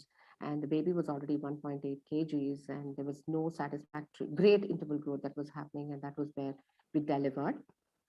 This is the patient and the team in our clinic. This is how her CTG looked, and the umbilical artery Doppler was still normal when we actually decided to deliver. So finally, we delivered her at around 35 weeks electively, because her liver enzymes had climbed up to more than 1,000, and the platelets had dropped to slightly less than 80. And the baby lived in the NICU for about a week for about level 2 stabilization. And she did not really have to spend too much, and the baby went home safely. So in this scenario, Dr. Srimati, because we are going to encounter several such situations which is going to confuse us with health and prompt us for an early delivery. So we have something like a delivery at 28 weeks versus a delivery at 35 weeks. So did biomarker actually help rule out atypical preeclampsia and endothelial dysfunction and help us to prolong pregnancy? Thank you, Dr. Revati. So, I just wanted to bring out a few points. I would probably not have started her on LMWH, steroids, or HCQ for that matter, because the beta-2 glycoprotein I know was elevated, but she didn't have an antiphospholipid antibody syndrome. So I would probably have left her only on LDA. But anyway, that's a minor point, but that's what I would have done. I know a UAD was positive, but yes, LDA would probably be what I would have left her on. I'm not sure whether she did have a PLGF screening at the first trimester, because I do not know when this was done, but yes, that would have probably helped us also better stratify her risk, though the UAD was positive. Moving on, I know at 20 weeks, platelet was 98. I probably, imagine that a CBC at the first visit was probably normal. So at 98,000, as you rightly said, she's got lots of immunological issues. So whether she has developed secondary ITP, but I would have probably evaluated her at that point in time, because the PT was also going borderline. So I would have definitely, I know the abdominal scan was done to rule out hepatosplenomegaly. I would have probably wanted to do a peripheral smear LDH and to see what was happening at that point in time. And probably had a closer monitoring of the platelets and the liver functions. But as you said, she had gone off to Bihar. So when she came back at this point in time, we are having a dilemma. Yes, I agree, liver functions are abnormal, but the platelets are relatively stable. Because if you're thinking in terms of an atypical help, you would have probably had a galloping, sort of kind of a finding. But again, I would have looked at the peripheral smear and the LDH to see whether I do have any evidence of hemolysis. And I would have probably again not started on EDCA, because it doesn't fit in with the cholestasis picture, because the ALP is not very high compared to the ALT and the AST.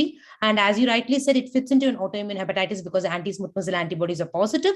I would have had a discussion with the hepatologist and maybe thought about whether we should have hiked the steroids at that point in time. I would have probably not started on to begin with, but at least at this point in time, I would have definitely thought about, giving her a higher dose of steroids. because autoimmune hepatitis, though we would want to have a confirmation with liver biopsy in pregnancy, it's going to be very difficult for us to do. So I would have thought about whether, we could have done hiking up of the steroids at that point. Betamethasone, I may not have been very inclined to give it at that point in time, because I would want to rightly time it. But yes, I do not know about the exact extent of IUGR, so it's a bit difficult at this point in time. Yes, as you rightly said, I don't think we would have been too worried about an atypical PE, because if it was a PE, she would have probably galloped. But I think it gives us reassurance that we are not dealing with PEs. In that way, the negative predictive value has definitely helped us in convincing the patient and not have a preterm delivery. I would definitely agree, but I think we would have sort of with the clinical picture, with the evolution of what is happening, it was pretty certain that what we are dealing with was probably some autoimmune pathology. But yes, preeclampsia is also very common in these women, so definitely biomarkers does help us avoid an iatrogenic prematurity.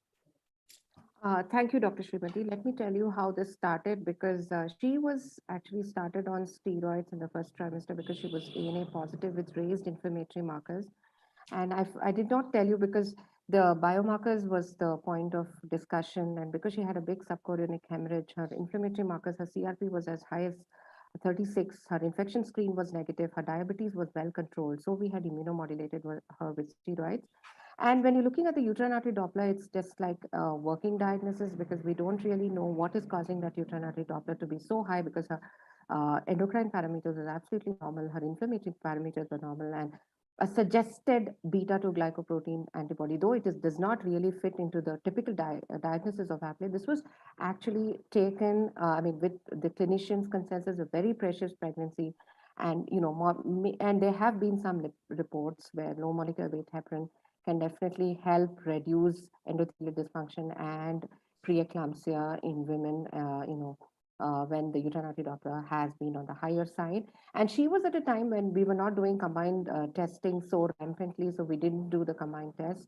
And when she came back to us again after the Bihar episode, it was so difficult for us to actually digest that her liver enzymes were something like in 200s and 300s. And it is very easy for us to retrospectively call it autoimmune hepatitis, but at that point of time, having a woman who's just returned, we don't know whether it is infection, the platelets are dipping down, and then you have a little bit of growth restriction that is setting in. So we did start UDCA before sending the bile acid. In fact, the bile acid was normal, but we did not really, it was not completely normal. It was somewhere on the higher side of normal. I remember it was something around 17.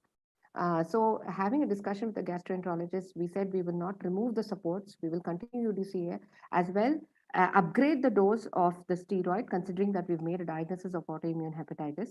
And that's how we actually increased the dose of prednisolone. And betamethasone was given only when her liver enzymes suddenly increased, a level of something like 200 to 300, went to something like a 687. So when we looked at literature reports of autoimmune hepatitis complicating pregnancy, we really didn't have, it was more of a diagnosis based on optimization of perinatal outcomes where the mother and the baby is safe. And they said something like the highest that we saw was something like more than 1,000. So we were thinking that we would probably have an accelerated rise in these liver enzymes, and that was what prompted us to give beta 2 glycoprotein, the betamethasone steroid when the liver enzymes sold up and there was growth restriction which was worsening. Yes, this is a big dilemma because these women are not going to give you history of what happened previously, and we need to salvage this pregnancy as much as we could. So with the biomarkers, at least we had that confidence that we were not dealing with a disease that's going to probably evolve overnight and cause problems both to the mother and the baby. And that particular value could help us reassure both the mother as well as the entire family that yes, we were doing the right thing. Because when you have the whole lot of people telling you that probably she's into help and she's into a lot of things and we are trying to continue the pregnancy, we need some kind of an objective evidence to prove that yes, she's still safe. So it was a difficult case, and I purposefully put this case because we as clinicians, we encounter such cases, but we seldom discuss in typical conferences because we are only talking about typical cases and not about atypical cases. So we really need to voice out and come out with these kind of clinical dilemmas and say how we handle it, so that this would give us a clue when we're probably handling this kind of a case the next time. Thank you so much for your insightful inputs, Dr. Srimati. And moving forward, I think I have this case. This was a case that we recruited for the robust study. This is to Dr. Nagaratnamma. I'm sure she's encountering these kinds of cases day in and day out in her hospital. She, with ART on the increase, she's going to come across so many elderly women who are going to be chronic hypertensive and metabolically very difficult to probably predict preeclampsia. So we had a 46-year-old. She was an IVF donor embryo conception. She was known case of chronic hypertension on tablet levetolol 100 milligrams BD in the first trimester. She was over diabetic on insulin and subclinical hypothyroid, and she was on thyroxine supplements. The abdominal scan was within normal limits at booking. I'm only telling you the salient features, which would probably help us, with respect to what we did with the biomarkers and how we identified the problems. So the abdominal scan was within normal limits at booking. The bloods were normal. The fundoscopy was normal. The ECG and echo was within normal limits. She was monitored with regular home BP as well as blood sugar monitoring with twice monthly antenatal visits. Her routine antenatal scans, which include her NT anomaly as well as fetal echo, was within normal limits. So she was chronic hypertensive. She was over diabetic. She was hypothyroid. She was elderly and IVF 10 conception. She was upgraded to tablet levetolol 100 milligrams TID at 24 weeks in view of slight fluctuation in BP. So we were looking at her BPs, and it used to be fluctuating between 140/90 to 150/100, and the idea was to keep it at around 130/85. And the patient was stable with normal bloods with no fetal growth restriction until then. Bilateral uterine artery Doppler mean PI was also normal. It was 1.18. It is also to tell you that it could be confusing to have a normal uterine artery PI, and suddenly this lady can slip into a complication like preeclampsia in the third trimester.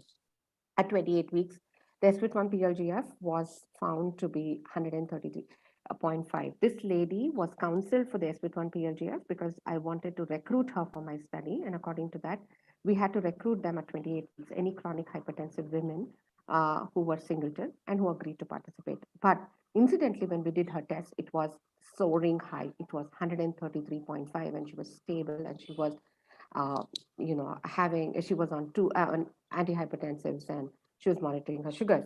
The growth scan showed a lag of 9 days with expected fetal birth weight at around 900 grams. It was at around the 15th centile. Fetal Dopplers was within normal limits. She was counseled for prophylactic steroids because we told her that, see, your value was very high. You are prone to preeclampsia with severe features. Till then, the growth had been normal. There has been a slight change in the growth patterns. So it would be better, considering your age and other risk factors, to steroid you because there may be a possibility of an early delivery. Blood pressures were high. It was about 140 to 100 and 150 on that day on records over 2 days. So we interspersed capsule Depin. We added a calcium channel blocker, 10 milligrams TID, along with the levetolol, with a regular dose of levetolol that was on. And the patient did not want any admission for monitoring. As part of the study protocol, we had to counsel them. We couldn't enforce them, but we had to counsel them to get admitted so that we could monitor their blood pressures. But she returned again within 12 hours with decreased fetal movements after 2 days of the previous. She said she had decreased fetal movements for about 12 hours. And this was after 2 days of the previous visit with abdominal pain. I still remember she came in the morning at around 7:30 to the OPD and said she had abdominal pain. She was not able to probably perceive fetal movements at all. And there was brownish discharge, and blood pressure was 160, 104. And the entire team was primed that this lady was somebody with a biomarker report of 133.5. So we were all, thinking about preeclampsia. So repeat bloods, we did the bloods. The LDH was 486 units per liter. The platelet counts was 1.6 lakhs per cubic millimeter. The urine albumin was 1 plus. Fetal Dopplers showed absent flow on the umbilical artery. We just put in the Dopplers because she's saying that she's not able to perceive fetal movements. And there was a little bit of abdominal pain. We were thinking in terms of abruption or something. And there was redistribution on the middle cerebral artery, and there was normal DV Doppler. Fetal movements were appreciated on scan, but they were sluggish. There was no obvious retroplacental hemorrhage, but scan definitely cannot identify retroplacental hemorrhage with normal LIGA. The CTG showed small spontaneous decelerations. At 28 weeks, having decelerations was definitely significant. Hence, counsel for a rescue dose of steroid. So we said we will give you betamethasone 12 milligrams, and she was scheduled for an emergency Caesar. There was a strong suspicion of preeclampsia with severe features, may be complicated with abruption in view of a positive biomarker and changes on the lab, as well as the umbilical artery Doppler scan with decreased fetal movements. Intra-op, there was 200 ml of blood. This is still very scary. Every time I read this case, it gives me shivers. And noted after the delivery of the placenta was necrosed and calcified. Thankfully, I knew that she was positive on the biomarker. I immediately shifted her to a tertiary place and did the delivery. A baby boy was delivered with Apgars of 6 and 8 at 1 minute and 5 minutes. This was the last chance that she had to get pregnant. And thankfully, we got the baby out alive. It was an 875 grammer. The baby was anemic. It had lost some blood. So we had to transfuse 2 pack cells due to anemia after birth. The baby was stabilized for 9 weeks. The baby is about 4 years old and doing well, which is very, very reassuring. So we had probably delivered the baby before hypoxia had set in. So this is basically how the SPIT1 PLGF looked. The 133.5, the absent umbilical artery Doppler, and this mother with the T MUT mirror health. So the question is to Madam, Dr. Nagaratnama, did biomarkers help avoid IUFD with ART on the rise and elderly women with medical comorbidities getting pregnant? Are conventional protocols for monitoring and surveillance for preeclampsia really relevant? Can biomarkers make a difference in the above scenario? Did we make a difference to her by avoiding criticality and saving her baby? Yeah. Hello. Revati, that was really well managed, but can you go back to the first slide on the case? Yeah, here, see, she is already an elderly man, 46-year-old, DM conception with a history of chronic hypertension. And also she is diabetic, and there is a subclinical hypothyroidism. She has all the risk factors for PE. So I just want to know whether here, did the first trimester screening was done for PE? No, ma'am. This was about 4 years ago. We didn't do the PLGF at that point of time. We did the uterine artery Doppler, which was within normal limits. Okay.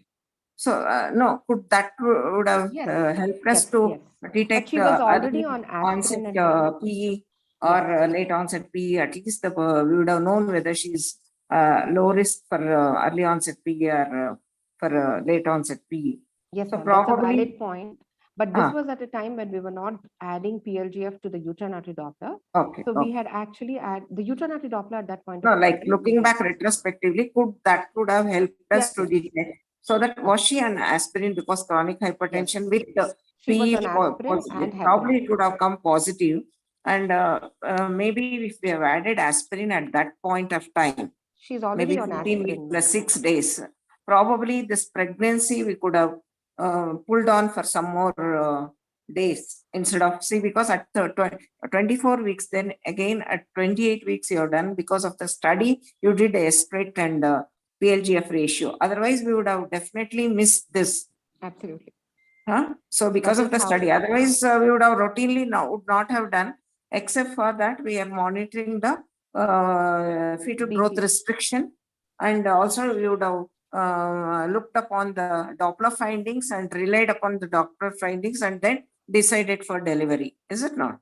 Absolutely. So probably this biomarker has really helped us, and it has given an alarm to us that definitely like it could have definitely we have avoided the intrauterine fetal demise in this case, that too being a precious pregnancy.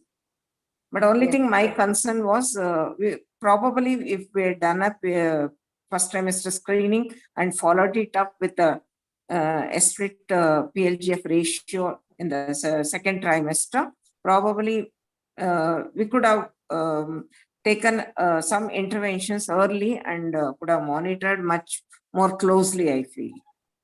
Yes, ma'am, that's a valid point. We were not in the habit of doing the PLGF about 4 years ago routinely in the first trimester.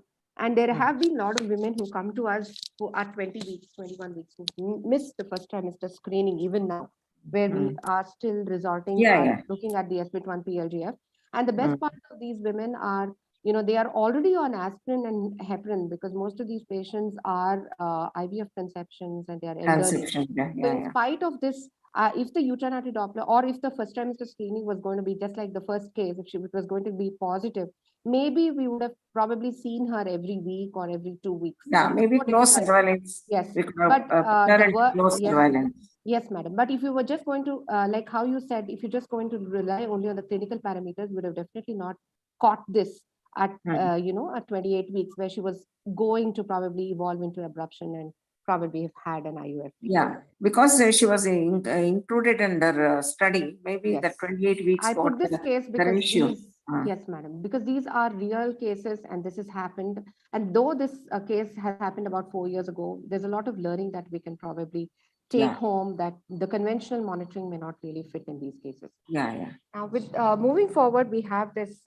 case where we have a 29-year-old primate. She is a known case of gestational diabetes on insulin. She was diagnosed gestational hypertension at 33 weeks, and she was started on labetalol 100 milligrams BD. This is to rule out the utility of the biomarker. She was counseled for the SPIT1 PLGF serial monitoring along with the conventional PT profiles that remain normal. No fetal growth restriction was scanned. Modified BPP done into every 2 weeks was good, and with interval growth measured every 3 weeks, which was not compromised. So she was a stable lady whose hypertension was diagnosed at around 33 weeks, and she was on labetalol. The SPIT1 PLGF, because she was a recruit into the study, we just wanted to see what was happening to her. And at 36 weeks, it was 18.45. And 34 weeks. And at 36 weeks, it was 26.2 because we were actually measuring her values serially, and she was screen negative. So this example is to just tell you what we did exactly at 37 weeks. So at 37 weeks, we did not deliver her, based on the fact that she was hypertensive and we had to induce and deliver her. But we told her, yes, we could probably have biweekly follow-ups for bloods and modified, BPPs with regular BP monitoring at home, which was all normal up to 39 weeks. So she reported to us every 2 weeks after 37 weeks. And she was induced and delivered at 39 weeks and 2 days when her Bishop score was good. And it was a 2.9 kg baby that had good UPGARs, and it was a full-term vaginal delivery with RMLE. So post-delivery, the BP normalized and she was discharged after 2 weeks, 2 days. So it was a very, very typical case of gestational hypertension. The biomarker had ruled out the possibility that there was preeclampsia anywhere, the late onset types even. So we had the courage to take this lady beyond 37 weeks, and we allowed vaginal delivery with a better Bishop score. So is there a need to deliver all hypertensive? This question is to Dr. Saravana Kumar. So is there a need to deliver all hypertensive women at 37 completed weeks? Can the biomarkers help identify those hypertensive women who are safe to be delivered beyond 39 weeks, optimizing induction of labor outcomes? Yeah, actually, the traditional teaching is that we are supposed to deliver all the hypertensive patients at 37 weeks, especially preeclamptic patients. Maybe not with this gestational hypertension, but the thing what I see in this patient is she's had a very good control of her diabetes. She's already on insulin, but there's no fetal macrosomia. So that is another factor to be considered here to continue the pregnancy beyond 37 weeks.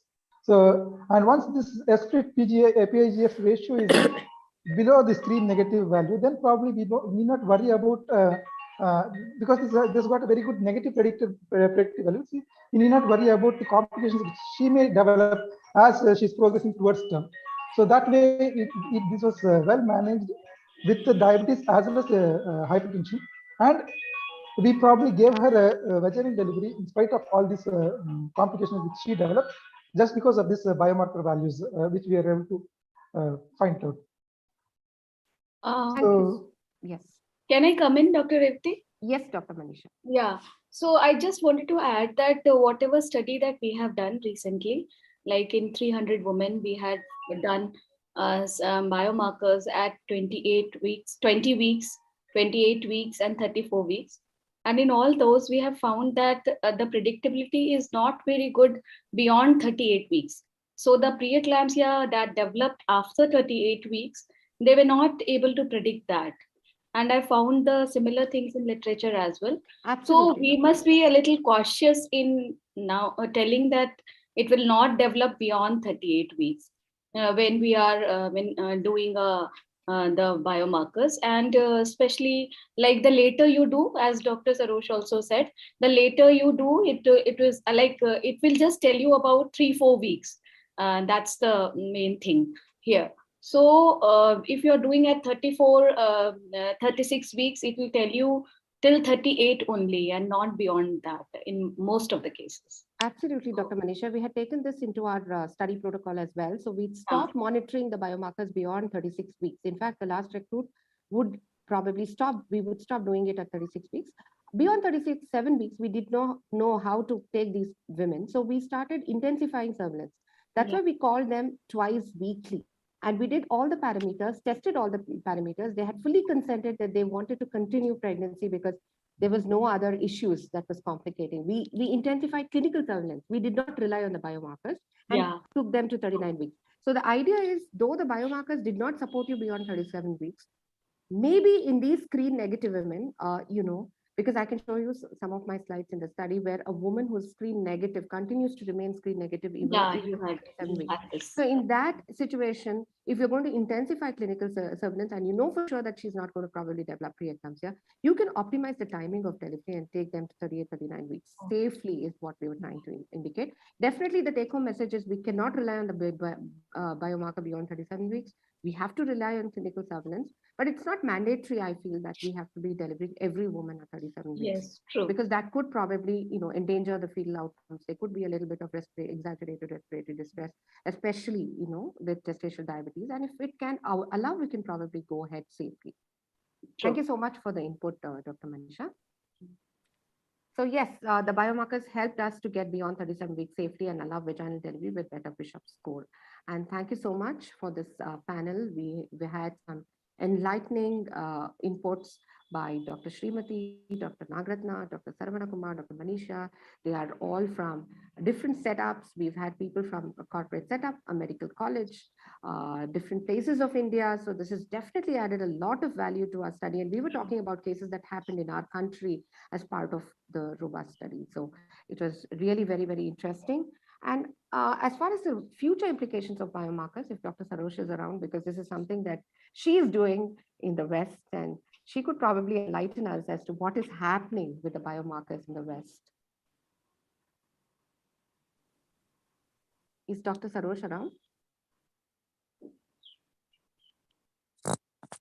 No, Dr. Murthy.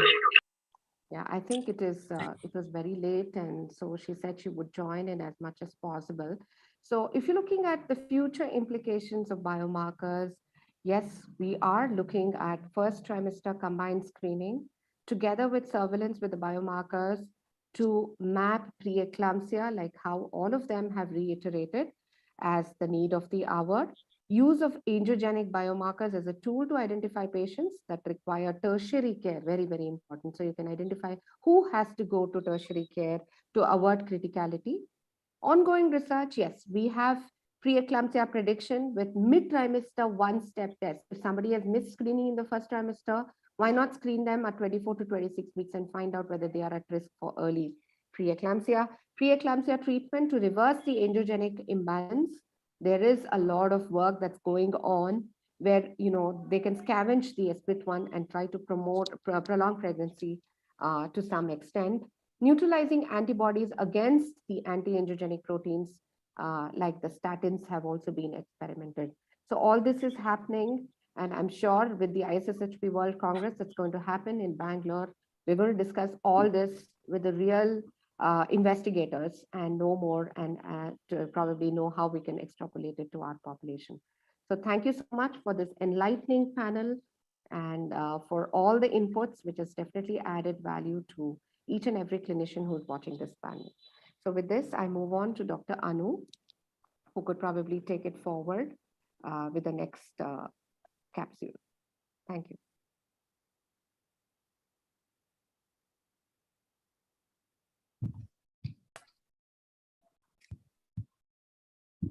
Thank you, Dr. Revati, and thank you everybody on the panel, which gives us an insight into how biomarkers can help us in our clinical practice, into our day-to-day clinical practice.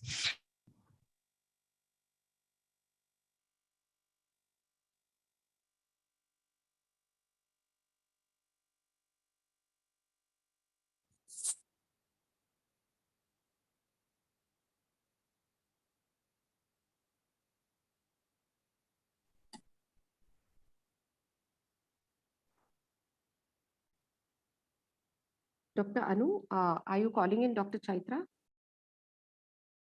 I think Sir has joined. Dr. Prakash Mehta, Sir has joined. Sir, can you please give a few words? Sorry, first of all, I apologize for joining late because, it's quite late. Right now, I'm in Vancouver and it's quite late over here. But anyway, I was there for quite a bit of the panel. I'm sure we have all got very good messages from it. But one thing we should never forget is that preeclampsia is not a single disease. It's a syndrome. The moment we start thinking in those terms, I'm sure our management of preeclampsia would be much, much better. The second important thing is even if we consider, let us say, that preeclampsia has got a common etiology, even then the early preeclampsia versus late preeclampsia have got their own issues. Now, early preeclampsia is something which we can definitely diagnose well, both by uterine artery Dopplers as well as biomarkers. But any of the late preeclampsias are very, very difficult to identify. The good point about this is that the late preeclampsias, the decision taking is very simple.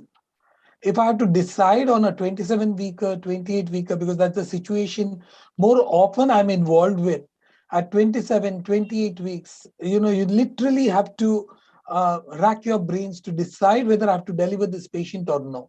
At 38 weeks, I don't think it becomes such a big issue. If I have even even if I err on the wrong side of delivering the patient, nothing happens. Everything goes well. So, and biomarkers definitely help us very well in identification of early onset preeclampsia. Unfortunately, I missed the first part, but I don't know whether the complications of preeclampsia, including accidental hemorrhage and renal failure, these two complications especially can be very well identified by biomarkers if we are doing it. I've had any number of patients where the patient has just shown one reading of 140/90. And of course, in my setup, I do more often glycosylated fibronectin as compared to split PLGF, but both work equally well. And when if the test is abnormal, we start intensively monitoring the patient.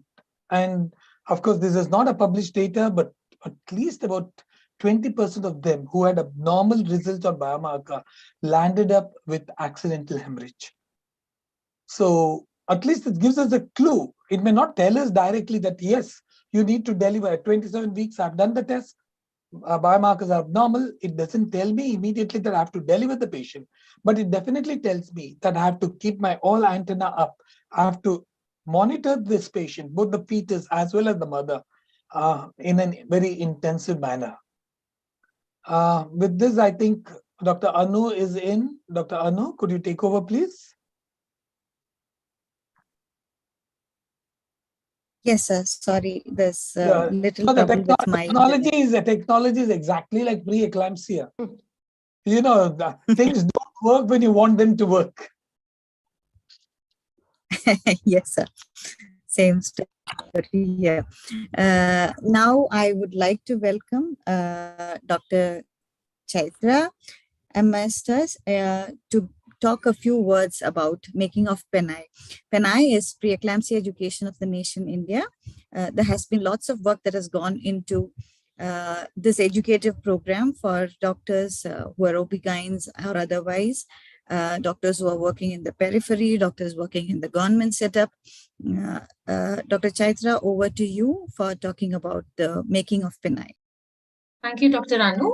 I'll just share my screen.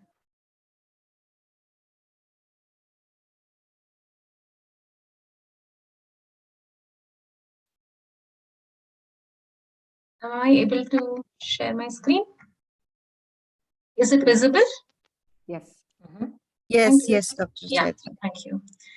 So a very warm good afternoon to all of you.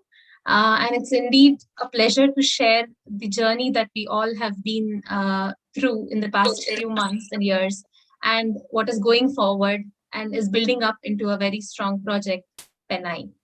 PENAI, as you all are knowing, is Preeclampsia Education of the Nation, India. And this is a certification course for practicing obstetricians and gynecologists. And we have developed teaching modules with taking into consideration the latest updates on hypertensive disorders in pregnancy. And the special emphasis is on preeclampsia. This is basically a collaborative project which started off with brainstorming by two major associations, the Society of Maternal Fetal Medicine India and the ISSHP.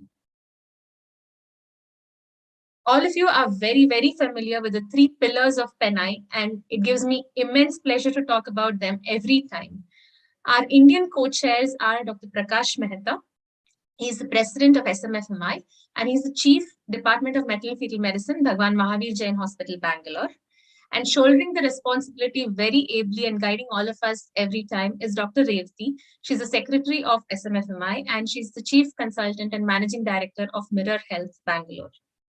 Always supporting us, providing us the global perspectives is our global co-chair, Dr. Saroj Rana.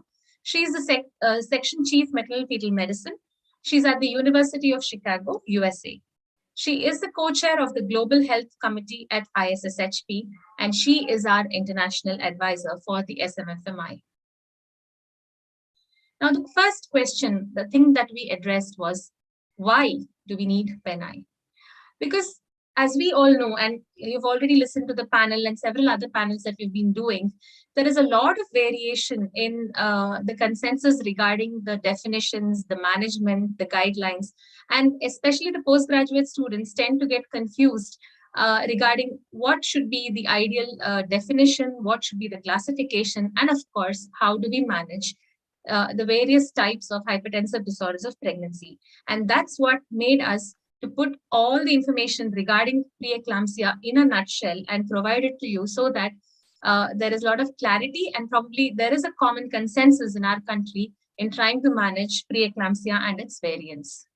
The second issue is no longer do we hold good the standard definitions like blood pressure of 140/90 and urine albumin of 1+.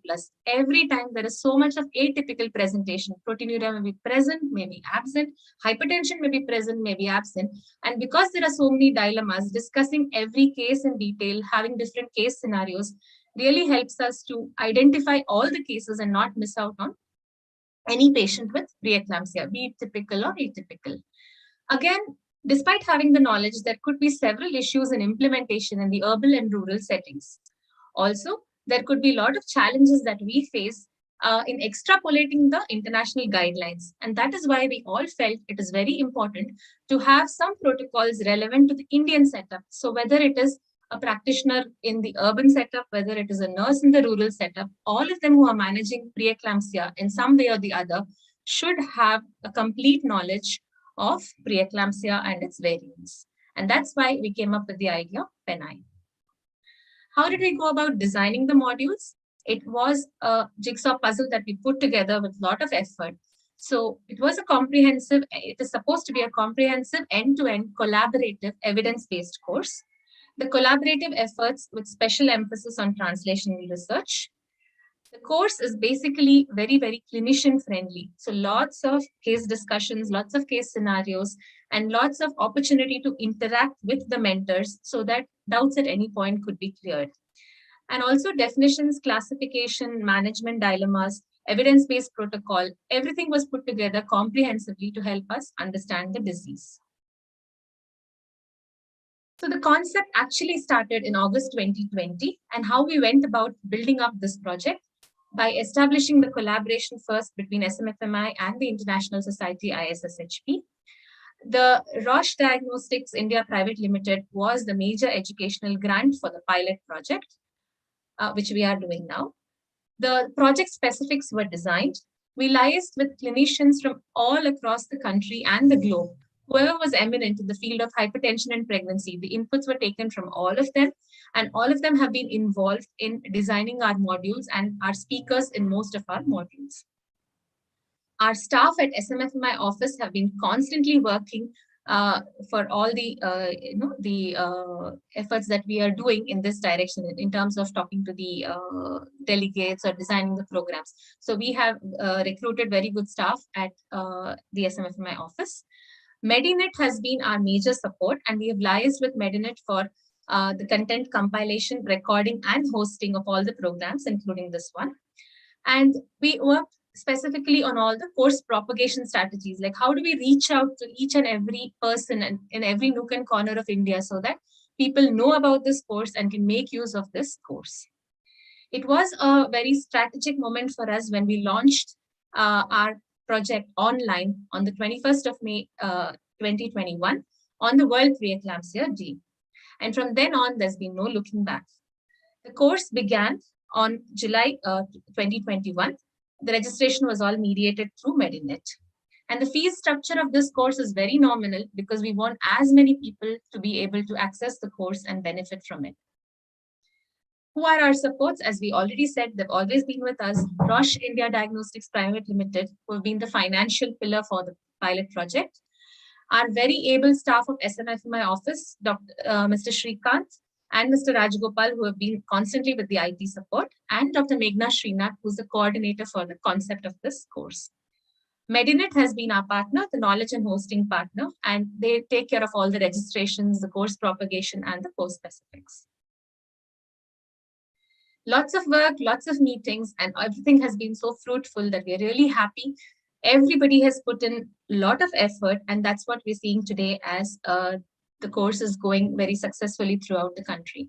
Lots of brainstorming sessions. We had several concept builders, and we had about 10 PPI meetings, and there was extensive discussion. There was what should be included, what should be given more emphasis, so that the clinicians can benefit out of it. And the Penai core team and the concept builders all sat together, designed the 6 modules that we have. Again, all the content was peer reviewed, and before we finalized, we had several meetings and put the content together and decided that these would be the modules that we are going to have. We are also in the process of designing modules specifically for the BBMP workers and the Ayush workers as well, so that they can also benefit from this course, and that process is also happening full speed.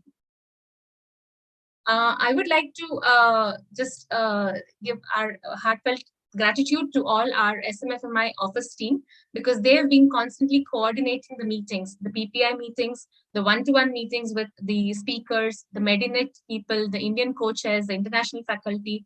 All the back-end work has been done very efficiently by the office team of Mr. Shrikant, Mr. Rajgopal, and Dr. Meghna. The collation of the MOUs and the documents from the faculty were all done on time. The office staff also helped in structuring the content, brochure designing, and doing all the plagiarism checks, which is a major issue. The creation of Penai helpline has been made because whatever queries are there, they're addressed from time to time, and the delegates don't have any difficulty in connecting with either the mentors or the office staff. Emails are there, collaborative efforts to link the delegates and the course faculty throughout the country and the globe has been made through emails and WhatsApp. We, of course, started off, or we are through the pilot project now. And the reason why we did start off with the pilot project is because we wanted to concentrate on a small group of registrants so that the certification process is easy. Once we begin and once we know what could be the issues that need to be addressed or any modifications, then we could move on to the bigger perspective.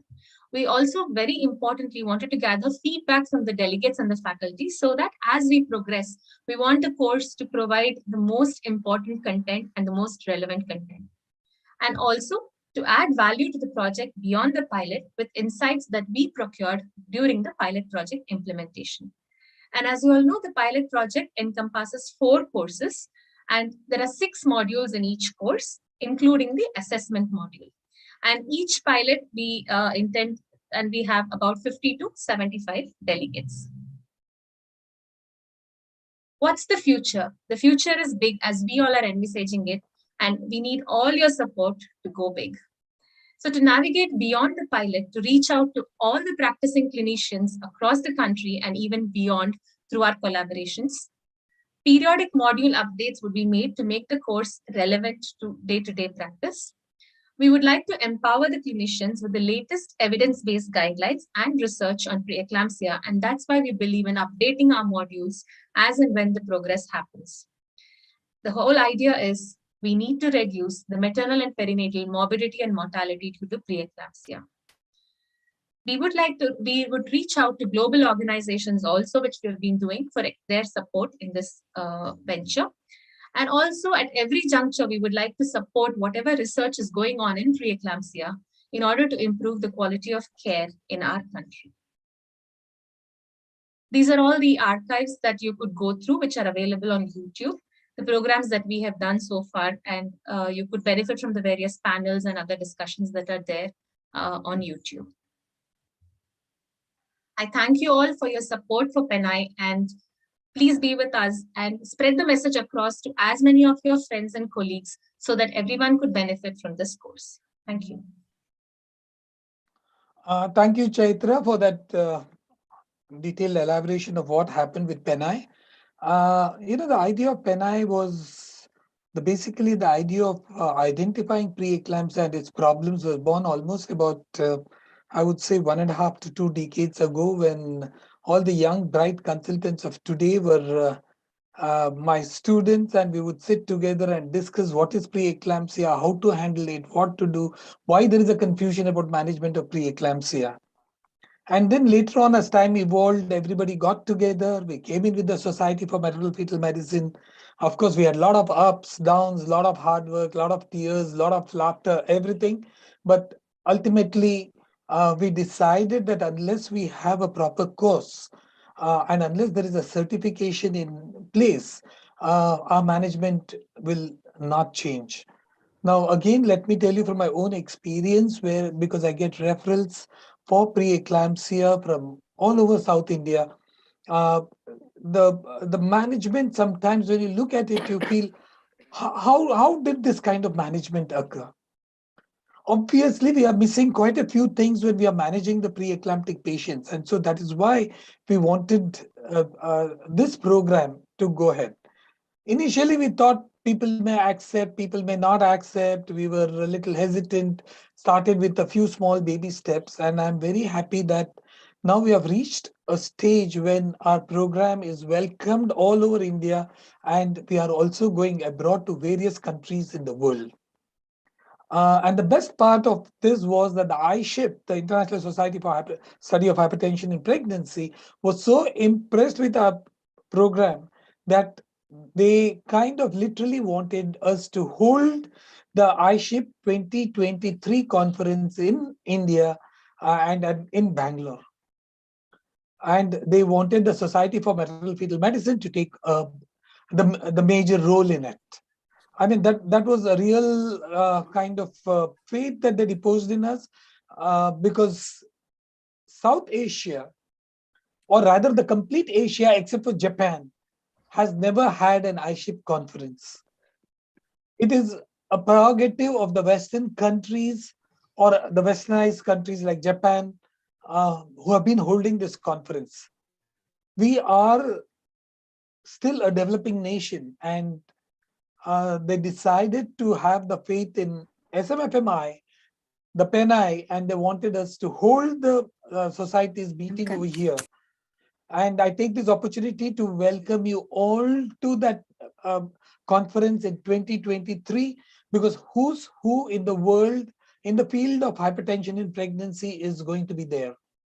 The names that you have studied in the textbooks, or the names that you have, when you have been reading a journal, you come across those names, and all those people will be present in this conference.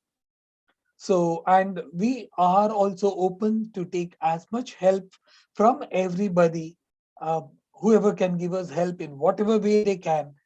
We are willing to welcome that, and we hope that we have a wonderful 2023 conference. We have decided that to keep up the scientific protocol in a proper way, we have decided that we will not allow the audience strength to exceed 1,000. So we have to keep our registrations limited to 1,000. And let me remind you that in any of the ISHIP conference, at least 650 delegates are from various countries in the world. And India has been generally contributing 5 to 7 delegates to the ISHIP conferences. Unfortunately, that is the truth. And that means we have only about 350 to 400 seats available for India. Kindly spread this message across so that the moment the registrations open up, we'll have to go on first come, first serve basis. So please ensure that you register early. Okay, the second important thing that I have to make an announcement, I don't know if Revati has already made that announcement, but that the book on hypertension in pregnancy, again, which is going to be a multinational effort. We have people from all across the globe contributing to it. Again, who's who in the field of hypertension will be authors for that book. Apart from, we wanted an Indian perspective to everything. So quite a few chapters in that book will be written by the Indian authors. And we have taken special care to ensure that anybody who contributes a chapter should have an experience in hypertension. It's not just something theoretical that I read 20 books and make a chapter. No, unless you have your own practice, own experience, then only we are going to invite them as an author. This book will be released during the iShip conference of 2023. For this book, again, apart from Dr. Revati and myself, we have Dr. Kenneth Shen, who is the president of the International Society for Obstetric Medicine, and Dr. Ganeshan, who is the president of the Obstetric Medicine Society of Malaysia, as editors.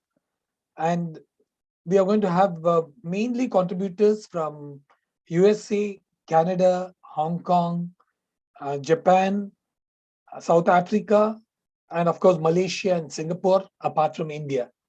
I'm sure this book would possibly meet the highest standards that are required for a book in hypertension.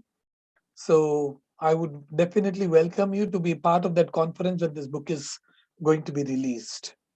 So again, I end this talk by thanking all my former students who are now my colleagues, who are doing great work in the field of hypertension and who are doing great work in education of the community, both medical as well as general public. I mean, I've been blessed, I should say, with this wonderful team. Thank you, team, very much. And I'm sure we'll come out with a wonderful conference and a wonderful book in the next 1 year. Thank you so much, sir. Thank you for being the guiding light, actually. With that, I would now like to invite Dr. Asha Nirvi.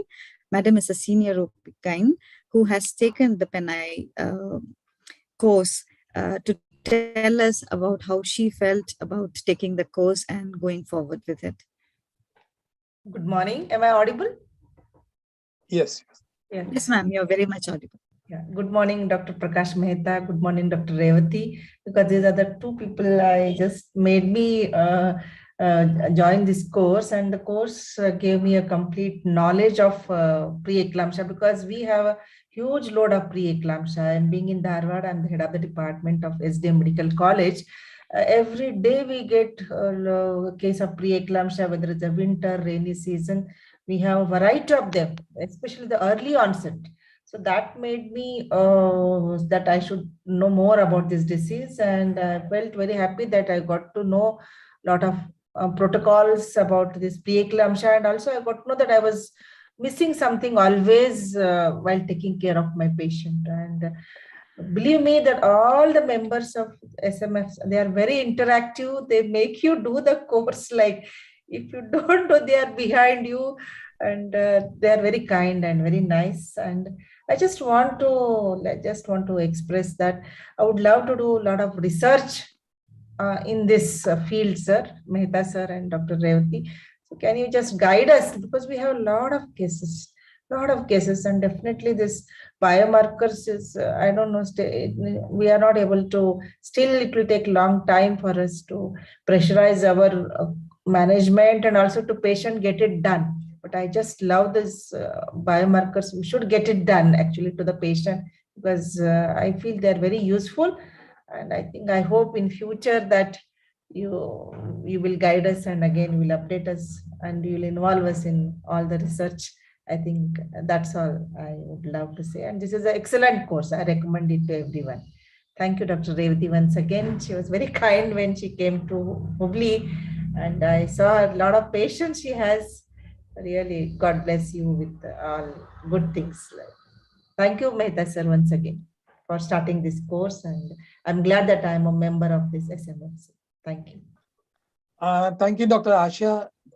During the iShip conference in 2023, yes, sir. We are going to have 3 full days of free papers and posters. Yes, sir. And as in India, we do a lot of work. I'm sure you would have done, handled more preeclampsias than possibly some of the Western authors. Yes, sir. But Yes. we do not publish. Yes, sir. We do not keep our records and we do not publish. Yes. So this is an opportunity for all of us to buck up and make sure that we present at least one paper in that iShip conference. iShip, I will.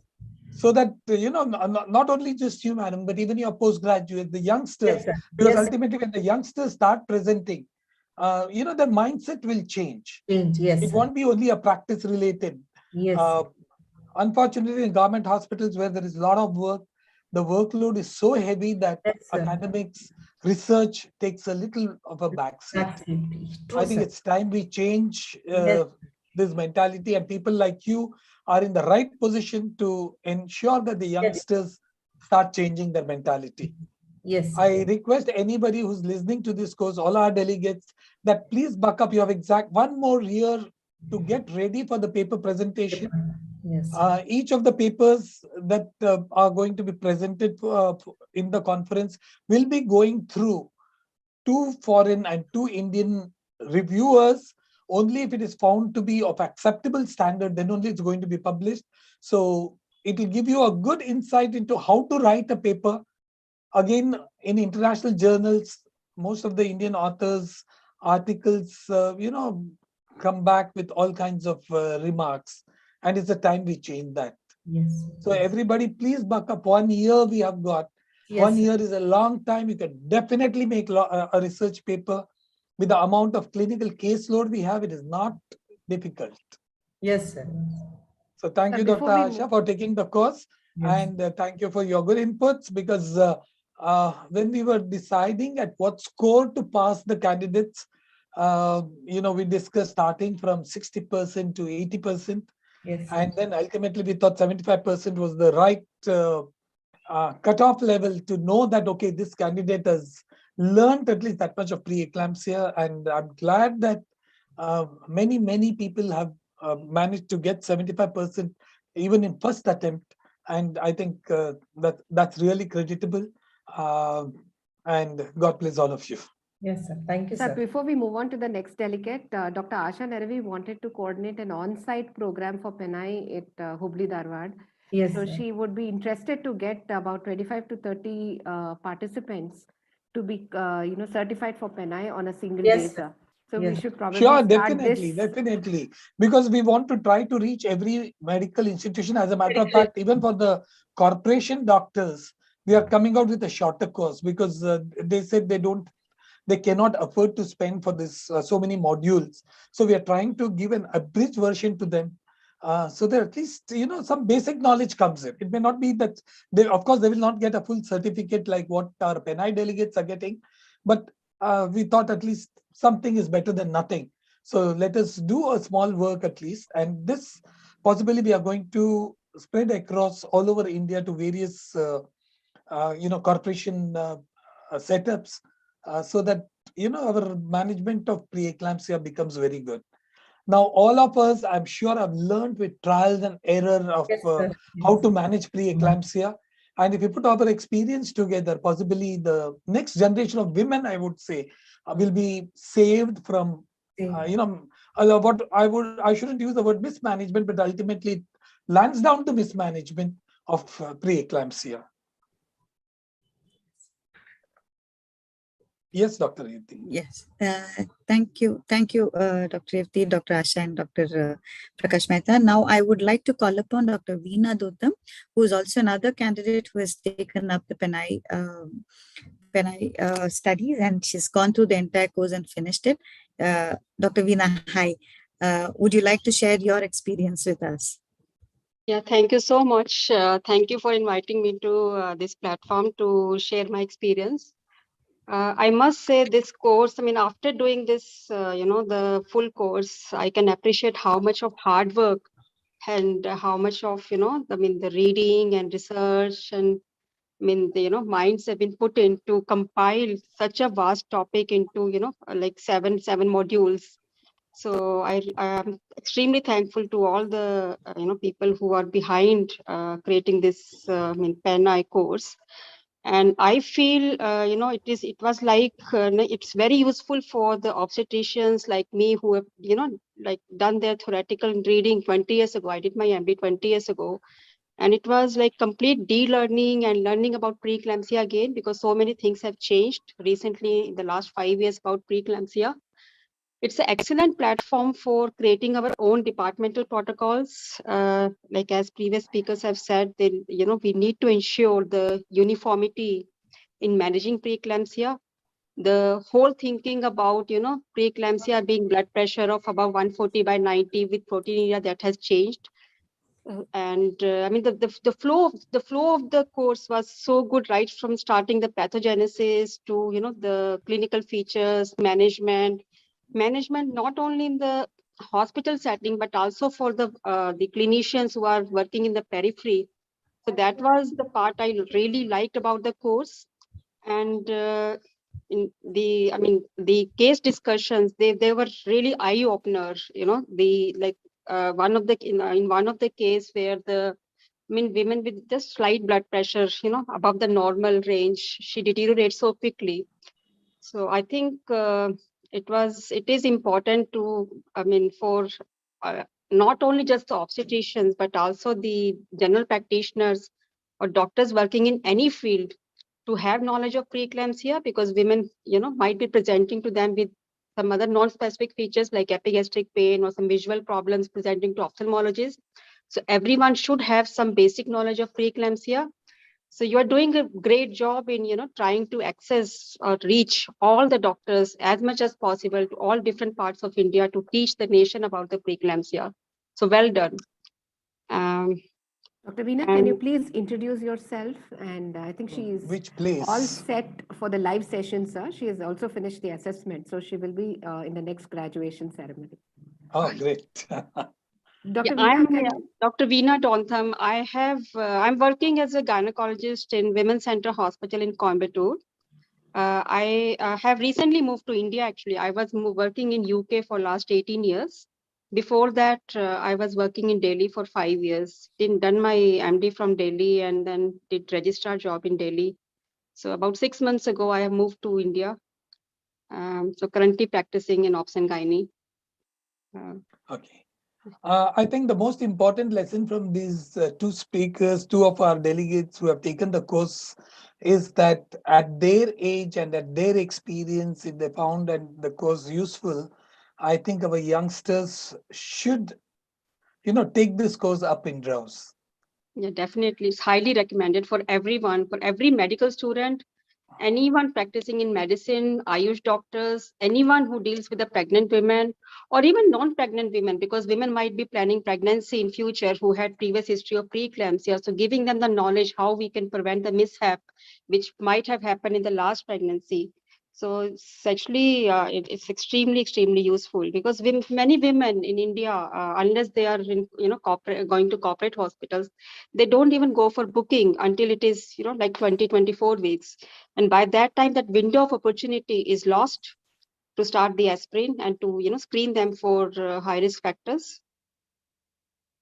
Yeah, through the preeclampsia foundation, which looks after the preeclampsia education of general community across the world. We are soon going to have a tie-up with them also, because I'm sure the commonest thing that you would have come across is either the mother-in-law or the neighboring lady tells the patient that, oh, a little bit of swelling is absolutely all right. So what? Little blood pressure will increase. You have got 2 lives in you, and that's why your blood pressure might increase a little bit. Don't worry about it, doctor. If you go now, doctor will do cesarean and things like that. Yeah, that's true. So we are going to tackle that part of the, I should say, a weak link in the actual management of preeclampsia, along with the preeclampsia foundation. And we are in the iShip conference also. We are going to have a special session from the Preeclampsia Foundation, and we are just trying to work out if we can even have a public forum kind of a thing, so that this knowledge is spread across. Yeah, sure. Yeah. Thank you, sir. And like as the previous delegate said, I would like to offer my help in any way, in helping the community, pregnant women. So if any opportunity comes for me to present or, help you with teaching sessions, I'll be more than happy to help you out. Thank you. We are very happy with this kind of responses, and I'm sure we'll utilize your services. Okay. Thank you, sir. Thank you, Dr. Asha and Dr. Veena, for sharing with us your experience with Penai project, and happy that you've loved it the way that you've loved it. Next, I call upon Dr. Sunita Mahesh. Madam is our in charge for spreading the wings of SFMI. She is our person in charge for new chapter formations. Today, Madam will be taking us through the new members of the family joined in all the way from Tamil Nadu. Madam, the stage is yours now. Thank you very much, Dr. Anu. So, namaste one and all. It gives me immense pleasure in inviting all of you to the inauguration of the launch of the Salem chapter of SMFMI today. Actually, it gives me great pleasure in knowing that many doctors are interested to be a part of our society. And I'm sure that in the coming days, we will have many such chapters added to the SMFMI society.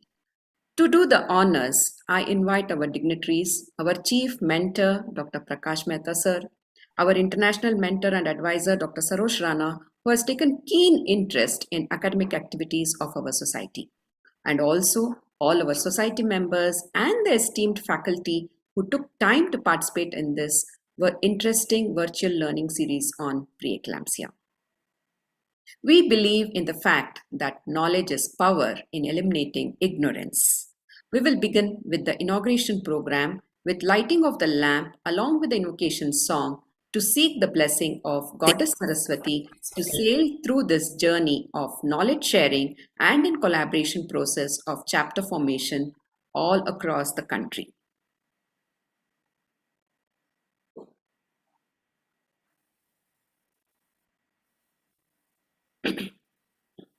सर्वस्वती नमोस्तुते शारदे वेद्याव्रते सर्वस्वती नमोस्तुते शारदे वेद्याव्रते सर्वस्वती नमोस्तुते शारदे वेद्याव्रते सर्वस्वती नमोस्तुते शारदे वेद्याव्रते सरस्वती नमोस्तुते शारदे वेद्याव्रते सरस्वती नमोस्तुते शारदे वेद्याव्रते Saraswati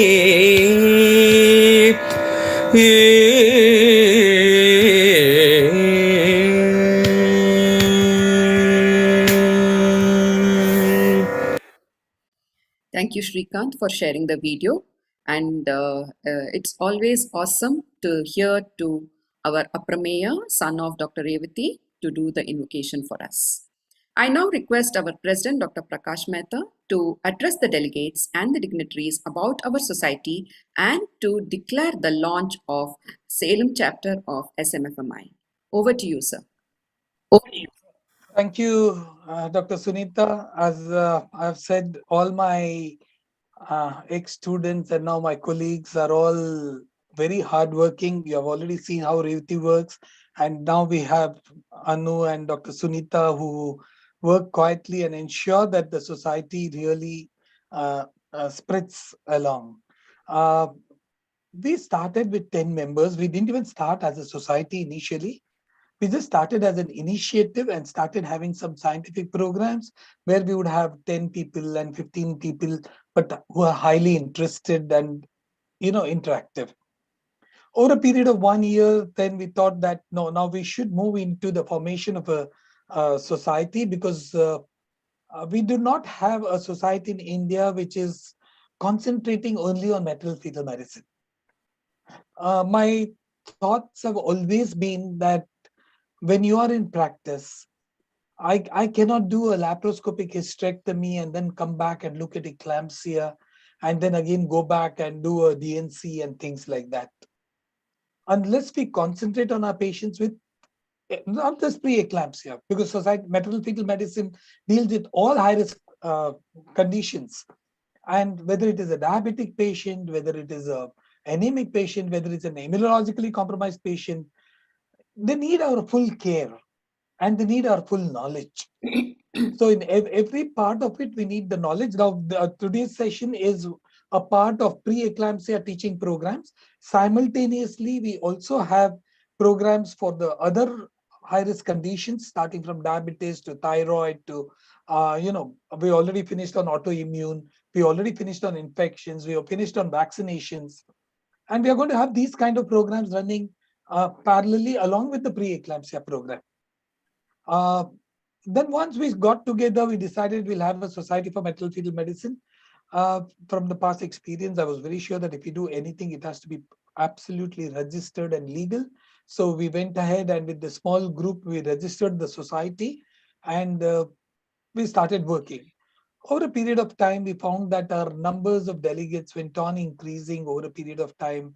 And we had a lot more, delegates interested. We had a lot more people coming forward and telling us that, oh, this is something that we have not even heard of, and this kind of interactive sessions we are very happy with. So then I gave Sunita the task of starting the chapters across the various countries. This, mind you, this was before the iShip conference was offered to us.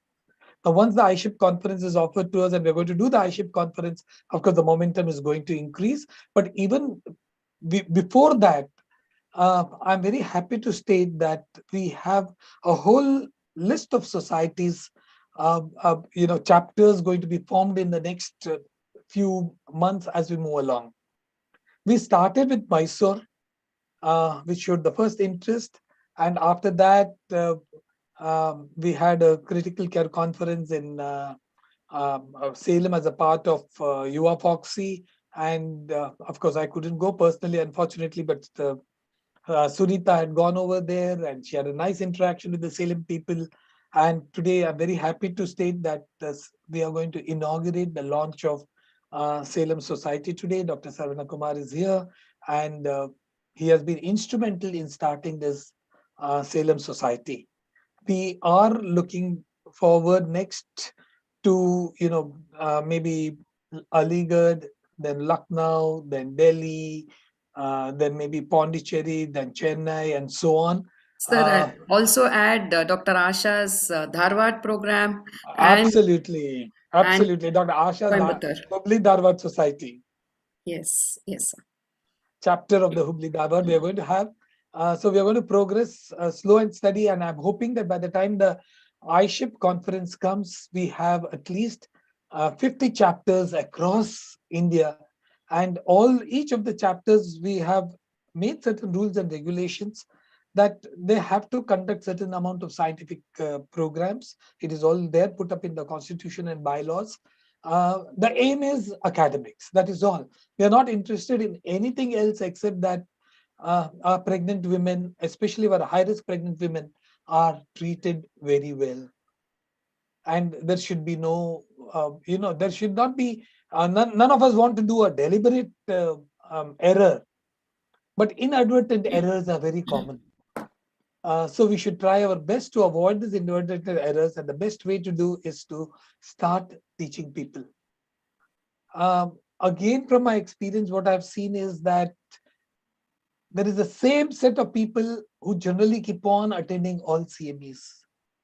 And I'm very happy to state that SMFMI has broken that mold, and we are trying to reach at, every kind of obstetrician across the country, maybe medical college professors or postgraduates or corporate hospital doctors, absolute private practitioners, nursing home doctors, and going all the way down to even MBBS doctors and Ayush doctors.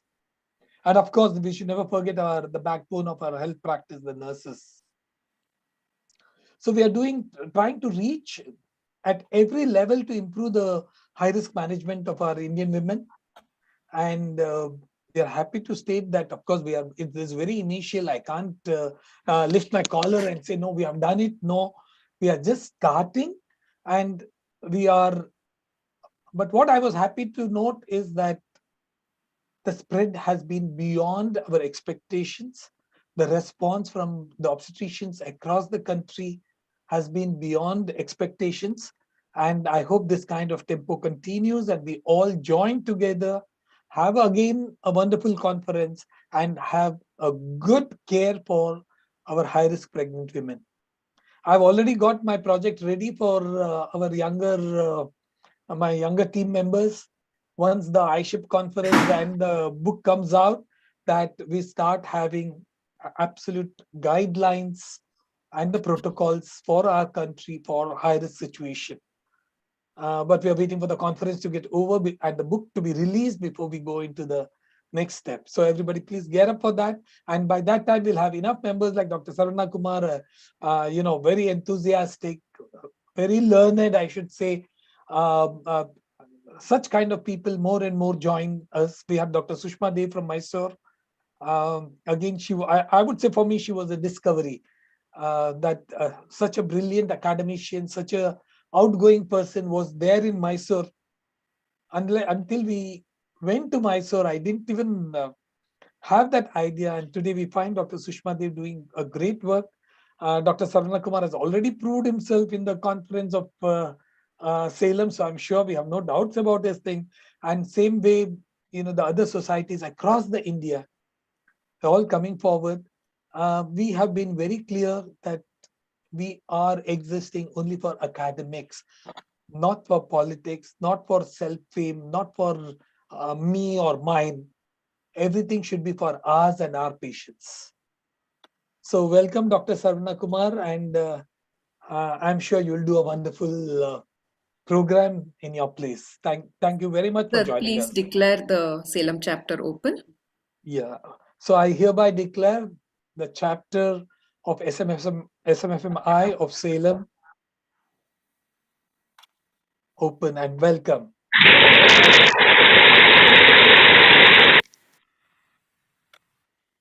Thank you, sir. I now request Dr. Saravana Kumar to share his views and his vision about being a pioneer in helping to launch the Salem chapter. Sir, please. Thank you, sir, and thank you, Dr. Sunita and Dr. Revati. In fact, when I look upon finding some study materials or some doubts in my practice or for teaching, I always come across things from US or UK or Canada telling about every high-risk situation being dealt with by SMFM, that is a Society for Maternal-Fetal Medicine, either preeclampsia or preterm labor, diabetes. Everywhere they are teaching, they are a society, and they have fellows who are doing a very great job. But it has not been instrumental in our country. I don't know why it took such a long time for us to gather together and start a society of this nature. So that's very, very important, and we have to take it forward. And I'm very happy that we are part of this society in its earlier inception itself. So I want to share my vision and mission for our society and overall for the SMFM in India. I'll share my screen.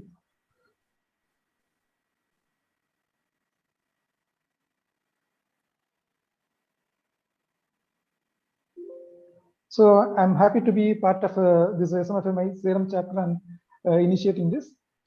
So our vision and mission is to spread the knowledge about SMFMI, because this has to be done throughout India, so that we have a uniform practicing protocols.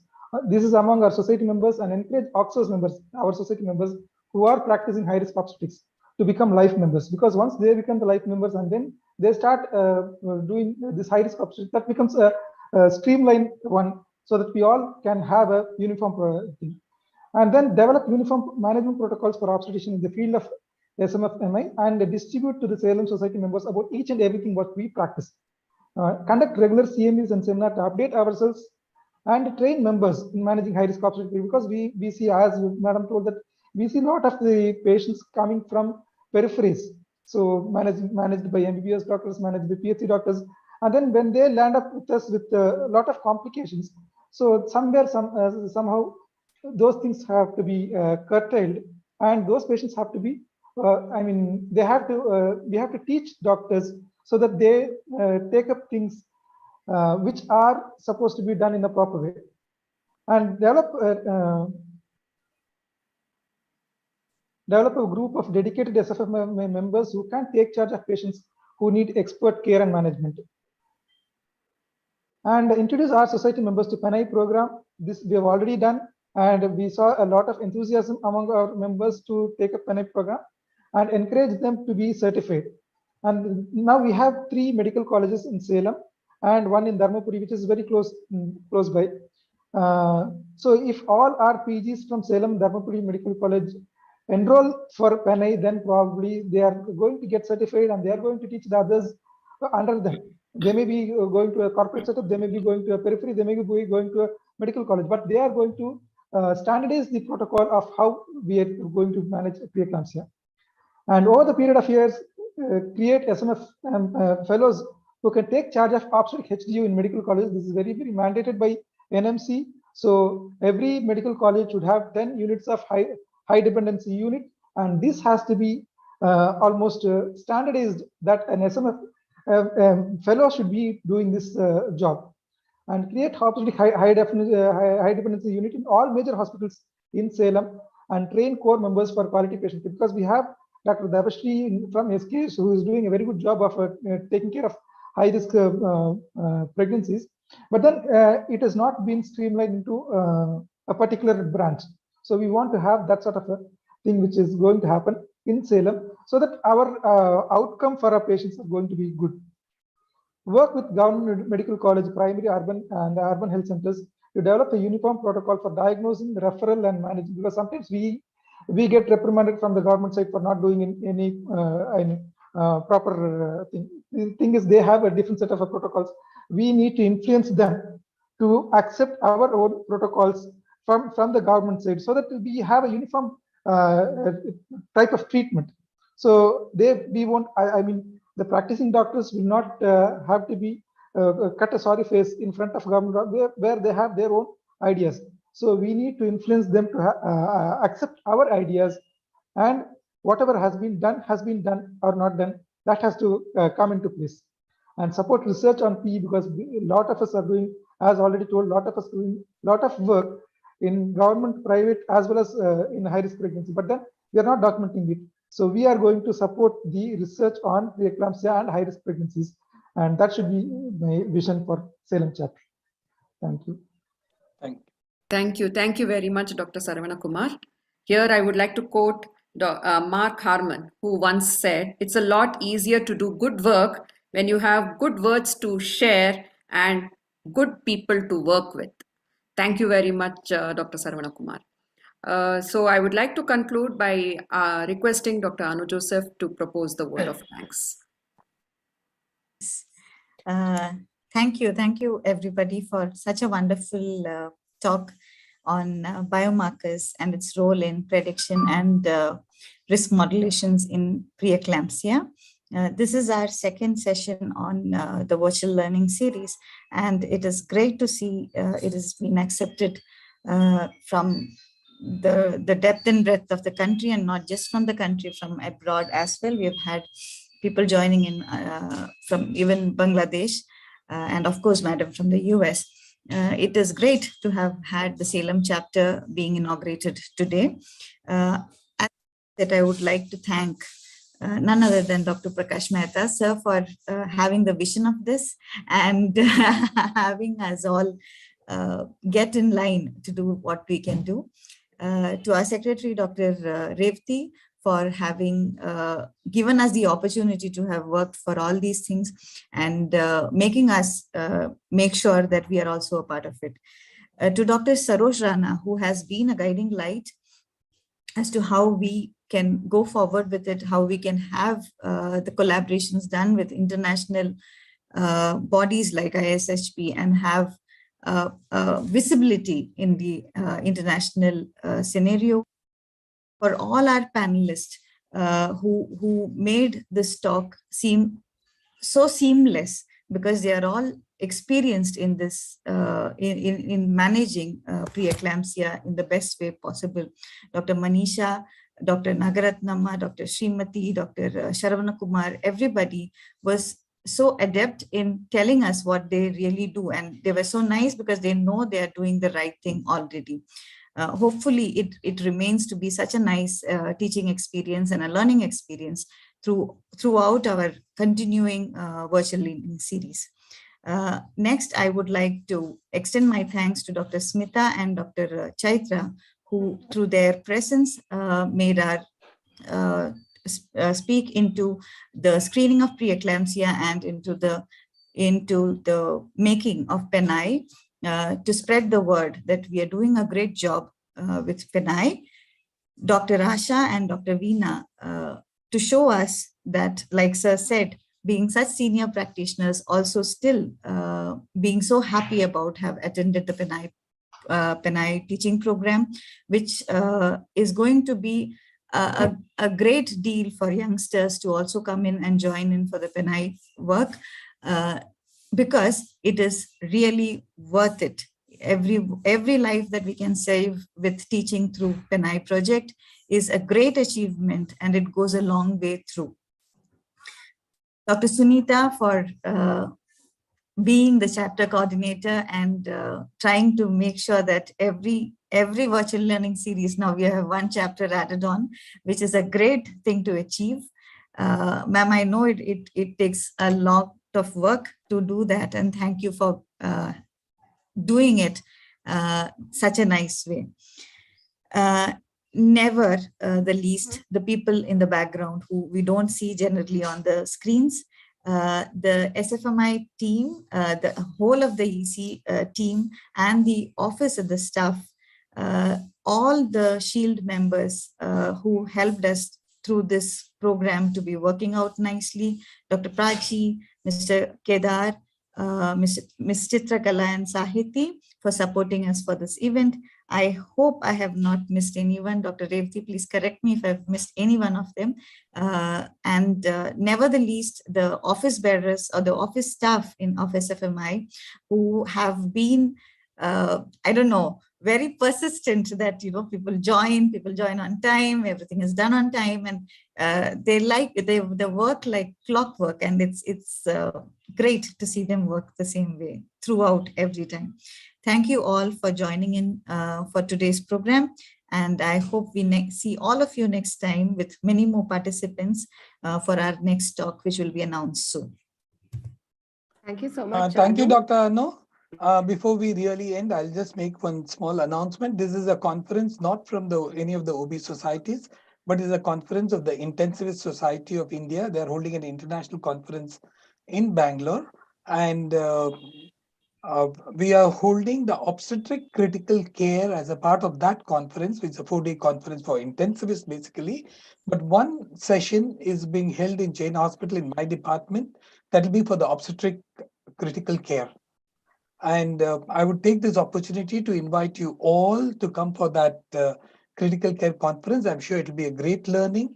And most of the situations where we land up with critical situations would be covered. And at every step, we'll be having a medical fetal medicine specialist as well as the intensivist coming in together so that our patient gets a complete treatment.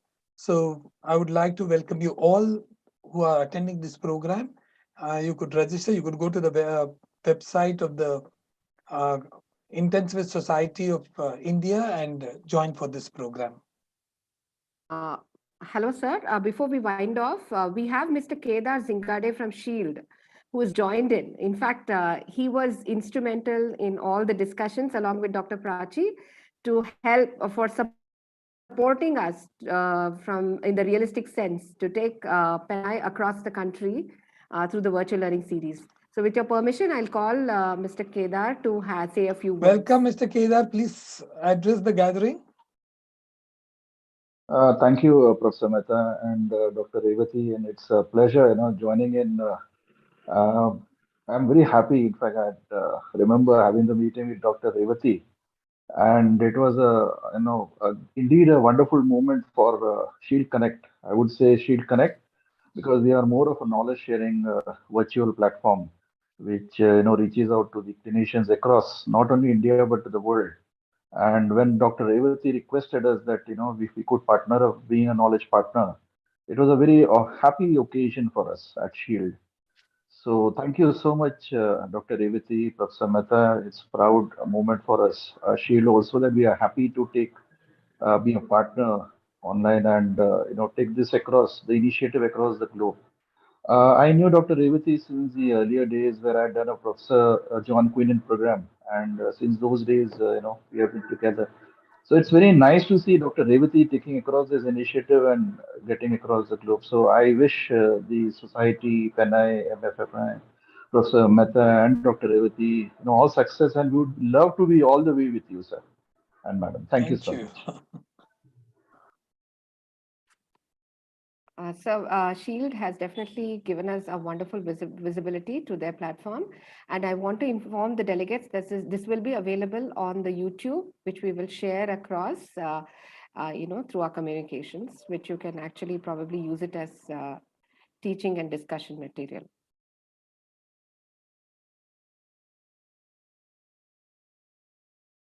Anu, can you please take over? Yes, so I think we don't have anything else on it. Until next. Yes. Until. So we have to announce the next date, sir. That's the next job, I think. 6 weeks from now. We will probably come out with a problem. We'll sit up another midnight and probably think about it. Yeah, we have always decided that we'll have one program on hypertension every 6 weeks. And of course, in between, as I already said, we are going to have programs on other high-risk pregnancy topics. So everything will be going hand in hand. And I welcome you all to join the SMFFI programs. We have never charged a registration fee for any of these programs because, as I told you, our aim is to reach the remotest of the obstetrician in the country, and we would be very happy to have your participation. Please join us in our next program. Thank you very much.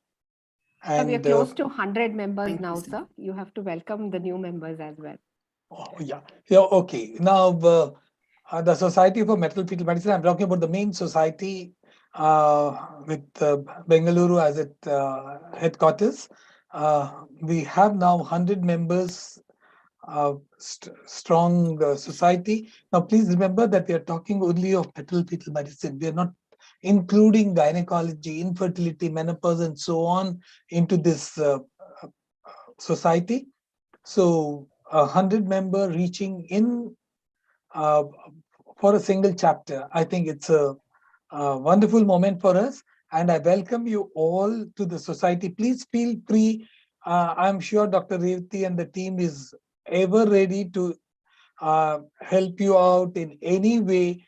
Maybe your difficult case, maybe your doubts, maybe you would want to take active part in the society proceedings. Everyone is welcome. Ours is an open society, and we would welcome whatever help, whatever way you can help us to reach our goal of improving the women's care, pregnant women's care in the country. We are with you.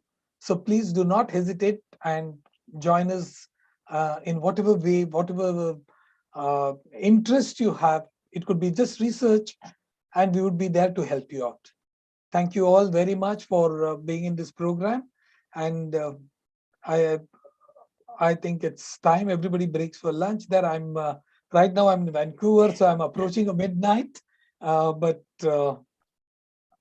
I'm sure all of us are ready for lunch now to. Thank you, sir. Thank you very much. Sir. Thank you, sir. Thank you, everyone. Thank you, Dr. Sarvana Kumar. Once